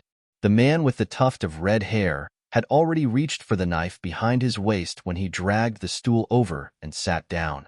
Fang Zhao's words nearly made him jump. "Damn, I've run into a veteran." The red-haired guy lowered his head and cursed silently before pulling his hand back. "Ask whatever you want. It's our fault for falling into your hands. We accepted the job without knowing the ins and outs," the red-haired guy said. "But don't ask us who paid. We don't know either." "We don't know, but you have your guesses." Fang Zhao did not want to hear them beat around the bush. "Out with it. How much did Fang Sheng ask you to do?" The red-haired guy raised an eyebrow when Fang Zhao said Fang Sheng's name. Since he had already laid it out, he did not beat around the bush. "You should know that we only take orders, which means we work for money. Someone paid us 30,000 for your bracelet. The person only left a text message, and the contact number is a black number, but I can guess who it is. It should be the Fang Sheng you mentioned. He hired a friend of mine to keep an eye on you." The red-haired guy looked at Fang Zhao, trying to gauge his reaction. Unfortunately, he did not get a reaction. The red-haired guy told Fang Zhao everything he knew about Fang Sheng, but they did not know that Fang Sheng had stolen Fang Zhao's songs. Fang Sheng had been very careful not to let anyone else know. "Other than the bracelet, did he ask for anything else?" Fang Zhao asked. The red-haired guy wanted to say no, but he glanced at Fang Zhao and chose to tell the truth. "He said if we taught you a lesson, he would pay us an extra 10,000. He didn't ask you to kill me?" "No, no, no. We don't take lives," the red-haired guy hurriedly explained. He even raised the stun baton in his hand. "This is just to scare people. Really, we never take lives when we take orders. The number of people who take lives on the Black Street can be counted on one hand. Plus, they're very picky. Most people can't even get in touch with them, and they pay ridiculously high prices. One order is worth decades of hard work for both of us." Stun batons were strictly regulated, but on the Black Street, they were easier to come by than guns. The big guy sitting beside him nodded vigorously. They really did not take lives. They were afraid of dying too. They were just trying to make a living. Why would they risk their lives? As long as they did not cross the line, nobody would bother with them. But it was different when they took lives. That was not something that could be easily avoided. Fang Zhao watched as the two of them tried to explain themselves and push all the blame onto Fang Sheng. Don't be fooled by their listless appearance. As long as they were a little careless, or if they were a little weak, they would be able to take advantage of the loopholes and make a comeback. These two were not newbie gangsters. They were too experienced. A simple fight was not enough to intimidate them. That was why Fang Zhao had pulled out his gun. Intimidate them first, then talk. That way, it would be easier, and it would make the two of them more cautious. "Actually, we're just collecting debts. We haven't done anything outrageous," the red-haired guy wailed. "Then why are you here?" Fang Zhao asked. Noticing Fang Zhao staring at him, the red-haired guy choked and rubbed his hands. It's almost the new year. I want to get more out of it." 30,000 was a good price on the Black Street. It was tempting. Plus, Fang Sheng had sent someone to keep an eye on Fang Zhao. They had thought it would be easy. When they received word that Fang Zhao had returned, they had hurried over to stop him. They had not expected to meet their end here. As they were speaking, the doorbell rang. It was Yu Qing. Yu Qing had heard a customer say he had seen a man with a beast tattoo on his face go up to the second floor. He had to see with his own eyes to confirm that Fang Zhao was fine. "I heard that there's a person with a beast tattoo on his face." Yu Qing had just started speaking when he saw two people squatting. No, they were sitting inside. Yes, two men with beast tattoos on their faces. "Who are they?" Yu Qing pointed at the two men in the room. "Dropping by for tea," Fang Zhao said. The two men sitting on the stools cooperatively picked up the cold, disposable cup of tap water in front of them. As people who had grown up on the Black Street, they knew Yu Qing. That was why they had avoided Yu Qing's shop and taken a detour. Who would have thought they would bump into each other again? Were Fang Zhao and Yu Qing that close? The red-haired guy's eyelids drooped to hide the haze in his eyes. One Feng Zhao was enough of a headache. Even if they managed to snatch Feng Zhao's bracelet, would Yu Qing avenge them? They didn't have enough information on the target. If they had known this earlier, they wouldn't have accepted this mission. Feng Sheng had tricked them, but when he lifted his head, the red-haired guy flashed what he thought was an honest smile and a mouthful of neon green teeth. Yu Qing carefully sized up the two men. The two men with beast tattoos on their faces were sitting on two stools, like two elementary school students listening to a lecture. If it wasn't for their appearances and the beast tattoos on their faces, Yu Qing would have thought that they had suffered some grievances if they had been replaced by someone else. This made Yu Qing a little puzzled. Did Feng Zhao really know them? The two men were familiar faces on the Black Street. They weren't from their building, which was 2 streets away. Yu Qing remembered that they had shopped at Yu Qing's shop before. Looking at Feng Zhao, he didn't look like he was threatened. Someone had to keep an eye on the shop on the first floor. Yu Qing's wife hadn't gotten off work yet, so he couldn't leave the shop for too long. If he was gone for more than 5 minutes, the people in the shop wouldn't behave themselves. Then, if you need anything, just shout for me. I can hear you downstairs, Yu Qing said. Okay, thanks. Sure. You guys, carry on with your tea. Yu Qing thought it was ridiculous as he headed downstairs. He shook his head. Young people these days were getting more and more incomprehensible. After Yu Qing left, the red-haired guy continued to defend himself. He wanted nothing more than to call Feng Zhao grandpa, as long as Feng Zhao let them off. Feng Zhao listened in silence, then said, I remember there's a popular saying on the Black Street. No grudges last overnight. In the Black Street, this didn't mean that a grudge would be forgiven overnight. It meant that today's grudges would be avenged today. The red-haired guy reacted quickly and said, We really want to talk to Feng Sheng, but we don't have his address.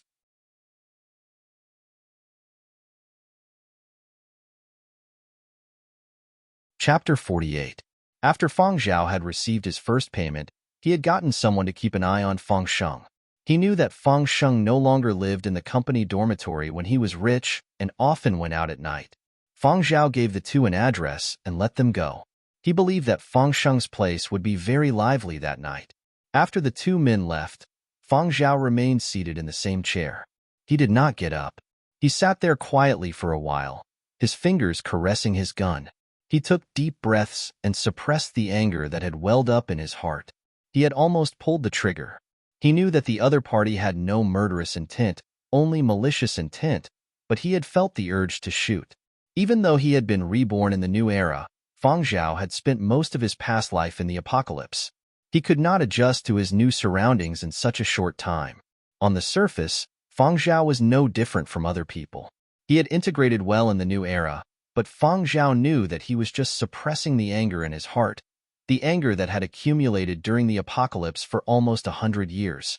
The two men had probably sensed it, which was why they had been so obedient.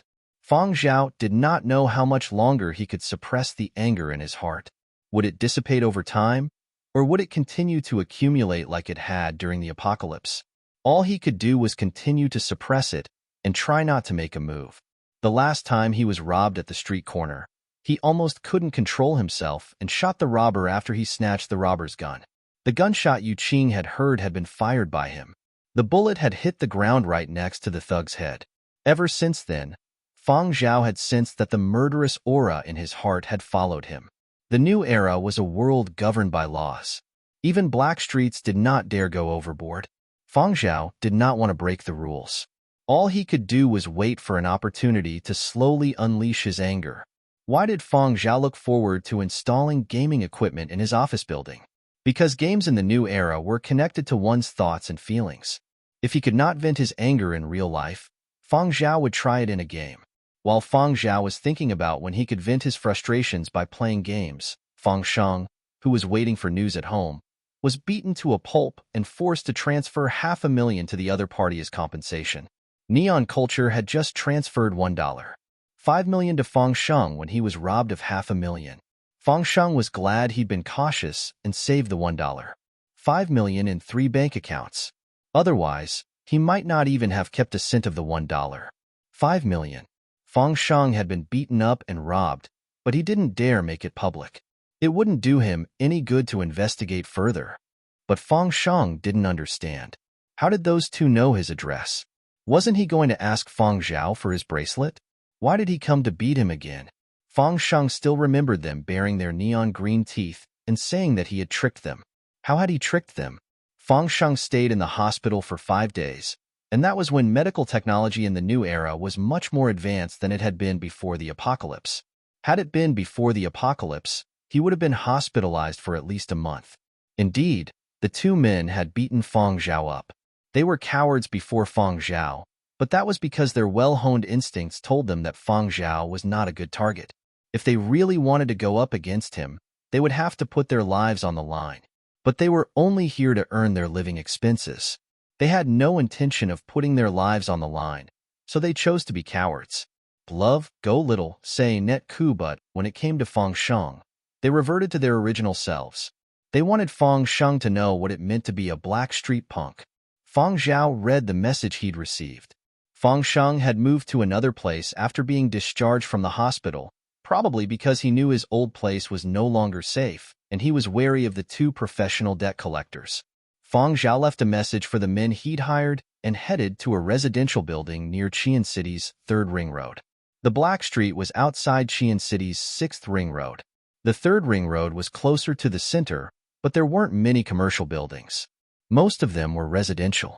Fang Zhao received a message from Duan Qianji. The old man who was selling his house had returned and wanted to meet Fang Zhao to discuss the sale.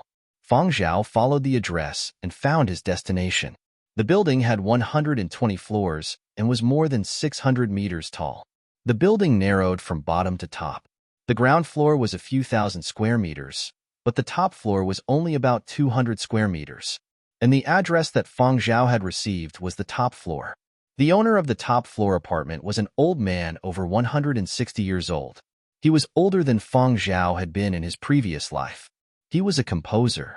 Many music-related higher education schools and books on composition had been co-written by him. Fang Zhao could recall quite a few of them from his memory. Xuejing was a name many people in the music industry had heard of. Xuejing's assistant was already waiting for Fang Zhao when he arrived. Please come in. Teacher Xue is inside. The assistant led Fang Zhao to a room but did not enter. Without Xuejing's permission, no one was allowed to enter the room. When Fang Zhao walked in, Xuejing was sitting on a wooden sofa. In this day and age, people who used natural wood to make sofas were few and far between. The bookcase and table were all made of wood. The entire room had an antique feel to it. The sofa and chairs were covered in a layer of wooden cushions. The temperature in the room was maintained at a moderate range. Hello, Teacher Xue. Fang Zhao was old and had been teaching for a long time. It was only right for Fang Zhao to call him teacher. Xuejing put down the music scores in his hands and pointed to the single-seater sofa opposite him. Sit. Although he was over 160 years old, in the new era, this was roughly equivalent to 60 or 70 before the end of days. Xuejing had quite a bit of white hair on his head, but he was full of vigor. Xuejing scanned Fang Zhao with a scrutinizing gaze and then met Fang Zhao's eyes. What do you think of the layout of my house? You definitely don't keep pets, Fang Zhao replied. Xuejing's assistant, who had just received permission to deliver tea, glanced at Fang Zhao when he heard this. In the past, when other young musicians came here, they would compliment the furnishings first, then compliment the musical notes hanging on the wall that even Xuejing himself did not understand, and then flatter Xuejing. Unfortunately, Fang Zhao's brain circuitry was different from others. Pet? The assistant recalled his experiences since taking up the position. Xuejing had never kept a pet. If he kept one, how could the bookcase and sofa in the house look good? Xuejing was taken aback when he heard this. Then he laughed. Indeed, you have one? I have a dog. I picked it up on a black street, Fang Zhao replied. Many people avoided mentioning words related to Black Street, as they felt it would lower their status, but Fang Zhao did not think anything of it. It was a fact that he lived on a black street. There was no need to lie, and he could not lie. Presumably, Xuejing had already understood everything from Duan Qianji. Xuejing sighed. That's a pity. I had intended to leave all this for you. These pieces of furniture had been handmade by a skilled craftsman. They had not been automated.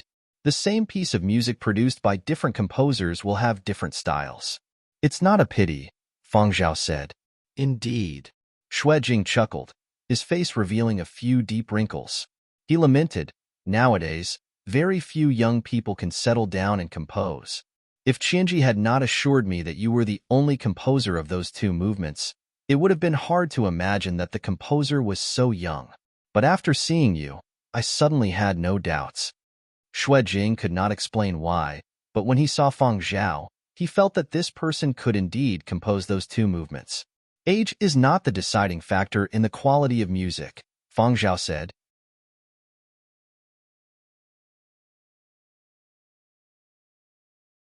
Chapter 49.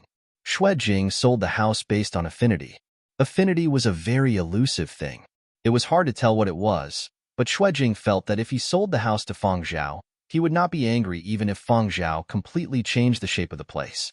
Just as Fang Zhao had said, different people would have different styles when they changed the same piece. There was no need to accommodate. The buyer was not an official looking after the house.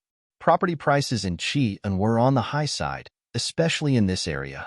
Most of the buildings above 100 floors were 100,000 per square meter. Xue Jing's house was the only one on the top floor. The total area was more than 200 square meters, but Xue Jing only lived in half. The other half was a garden with a parking lot. Xue Jing sold the house to Fang Zhao for 10 million. Compared to other houses in this area, it was considered cheap. Based on market value, it would not be less than 20 million. The housing in this area was slightly more expensive, and the most important factor was that the security and patrols made people feel at ease. Quite a number of Yinzhou celebrities had residences in this area to avoid harassment from the media. When Xue Jing had bought the house in this area, he had only wanted peace and quiet. Although he was not a celebrity, he had a lot of influence in the industry. Many people wanted to get in touch with Xue Jing, hoping he could recommend them a shortcut. Xue Jing had moved here because of the hassle. Actually, I wanted to talk to you personally. Besides the house, there is something else. Of course, it is up to you whether you agree or not. No pressure, Xue Jing said. When Xue Jing quoted the price, Fang Zhao had guessed that Xue Jing might have other matters, but Xue Jing had already taken care of the house. As long as it was not too difficult, Fang Zhao would agree. Please speak, Fang Zhao said. As you know, I have stopped teaching these past few years. I have been writing textbooks. Xue Jing looked at Fang Zhao. And I am writing a book on symphonic music. I would like to use your movement as an example. Xue Jing was currently writing a textbook on the analysis and creation guidance of symphonic structures. In fact, this genre had always been very unpopular. Many students in music academies did not like to major in symphonic styles. Even though symphonic styles were of high quality in the music industry, they were not very popular. However, Xue Jing was not aiming for commercial benefits. The old people in the industry did not like to work on this kind of thing, but this kind of thing had to be passed down. Xue Jing did not want to be like those who wrote the teaching materials in the past, who would just cut and edit and modify. Xue Jing wanted to combine contemporary examples to analyze it. During this process, they naturally needed Fang Zhao to talk about his creative philosophy and sources of inspiration, as well as some memorable highlights during the creative process. To put it bluntly, they hoped that Fang Zhao could impart some of his experience so that more people could come into contact with this style of music. This was a public method of imparting experience. Of course, how much was up to Fang Zhao? You should know that this kind of sales method, which is different from copyrighted music, doesn't make much money. Xue Jing said all this bluntly. Fang Zhao's appearance gave Xue Jing hope. The 100-year period of Destruction series was probably the most memorable symphonic composition in the past century. Most importantly, this series did not stand at the top and presented itself in a proud and aloof manner. Instead, it was presented in a more general way, and as a result, it received the attention of the masses. Many young people did not like to share their experiences with others. Xue Jing thought that Fang Zhao would choose to think about it before replying. Unexpectedly, after listening to Xue Jing's words, Fang Zhao quickly agreed. Sure. Fang Zhao was not really a young person. He was willing to share his experiences with more people. He wanted to pass on the insights he had gained during the end of days to more people. A human's lifespan was limited, but experience and knowledge were limitless. Xue Jing was very happy. Good, good. I'll put your name on the textbook I'm writing as a member of the editing team. In the new era, whether it was a textbook or an electronic textbook, the author would be clearly indicated. And according to the rules of higher education textbooks, the editor, deputy editor, and other important contributors would be indicated. Actually, if one did not take up a lot of space on the teaching materials and the content was not important, then one did not have the qualifications to be included. According to Xue Jing, the amount of creative experience that Fang Zhao would talk about would definitely not be much, but since Fang Zhao was willing to talk and share, this kind of spirit was worth advocating, and Xue Jing was willing to put Fang Zhao's name on it. I will get my assistant to explain in detail the parts of the compilation that require your participation. But before that, you can sort out what you want to say. As for the apartment, I will get someone to pack it up as soon as possible. Within 3 days, all the paperwork will be completed and the apartment will be vacated for you. There's no rush. If you can't pay it all at once, you can pay it over a few years. There's no rush. No need. I can transfer the full amount now, Fang Zhao said. After discussing everything, Fang Zhao left the building. Xue Jing arranged for a car to take Fang Zhao to the office. On the way, Fang Zhao received a message from Duan Qianji's assistant, Zhu Zhan. Fang Zhao, someone in Lizhou wants to reserve the third movement as a soundtrack for a movie. It's not a buyout, just a soundtrack. The deadline is 30 days. That meant the third movement would not appear in Lizhou in any other way within the 30 days of the movie's release. This sort of cross-continent order was rare, but it was also an opportunity. We haven't discussed the price yet. Director Duan wants to get your approval first, Zhu Zhan said. Soundtrack for a movie? A company in Lizhou? Yes. If we authorize it, it will be beneficial to the promotion of the third movement. But the films produced by that company don't have a good reputation. Every continent had their own means of protecting their own music, film, and other media. The most obvious example of this was after Cocoon Breach was proven to be helpful to those infected with the whole virus. Most other continents used vague language to replace the name of the movement or simply mentioned the title of the song. Shifting the focus to topics like music can help those infected with the whole virus. Most of the time, medical references were made. They skipped over the virtual idol polar light and the details of the first and second movements. If the two movements were just songs, it would have been fine. But the two movements were tied to a virtual idol, so the backlash in Lizhou would be even greater. In Lizhou, not only did the media omit the title of the song, the composer, the production company, and other information, but Polar Light's name was never mentioned. Under the media's guidance, fewer and fewer people searched for the second movement online. Furthermore, the first and second movements could not be downloaded outside of Yenzhou for the time being. Therefore, Duan Qianji's intention was that even though the other party's movie might be a lousy one, they could use the other party's movie as an alternative promotional channel. Since it was difficult to go through public downloading in other continents, they might as well use the copyrighted music method. Within the time limit, they could sell the copyrighted music to the other party's movie. This would not affect their original plans in Yenzhou. And now, Duan Qianji was worried that after Fang Zhao found out about all this, he would feel that selling to a movie that he could tell was a crappy production just by looking at the producers and actors would lower the quality of the music and lose face. That was why she had asked Zhu Zhan to first ask Fang Zhao for his opinion. If Fang Zhao agreed, then they would negotiate the price. Fang Zhao thought about it for 2 seconds and asked, I would like to take a look at the plot of the movie and where the music will be used. I'm not sure about that. I'll get back to you after I ask. Half an hour later, Zhu Zhan sent Fang Zhao an encrypted document that outlined the general plot of the movie and where the third movement might be used. The document also listed the production company and investors of the movie, as well as a few important actors. Over in Yenzhou, people who were not in the entertainment industry would not understand.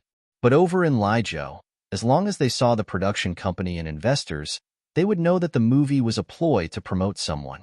But what was interesting was that, even though the plot was cliché and the actors acted like crap, the box office earnings were not low. Netizens cursed as they watched. They clearly knew that everything was toxic, but they still wanted to give it a try. Perhaps they had long since seen this as a way to vent their frustrations. Fang Zhao spent the entire afternoon watching the movie related to the production company and investors.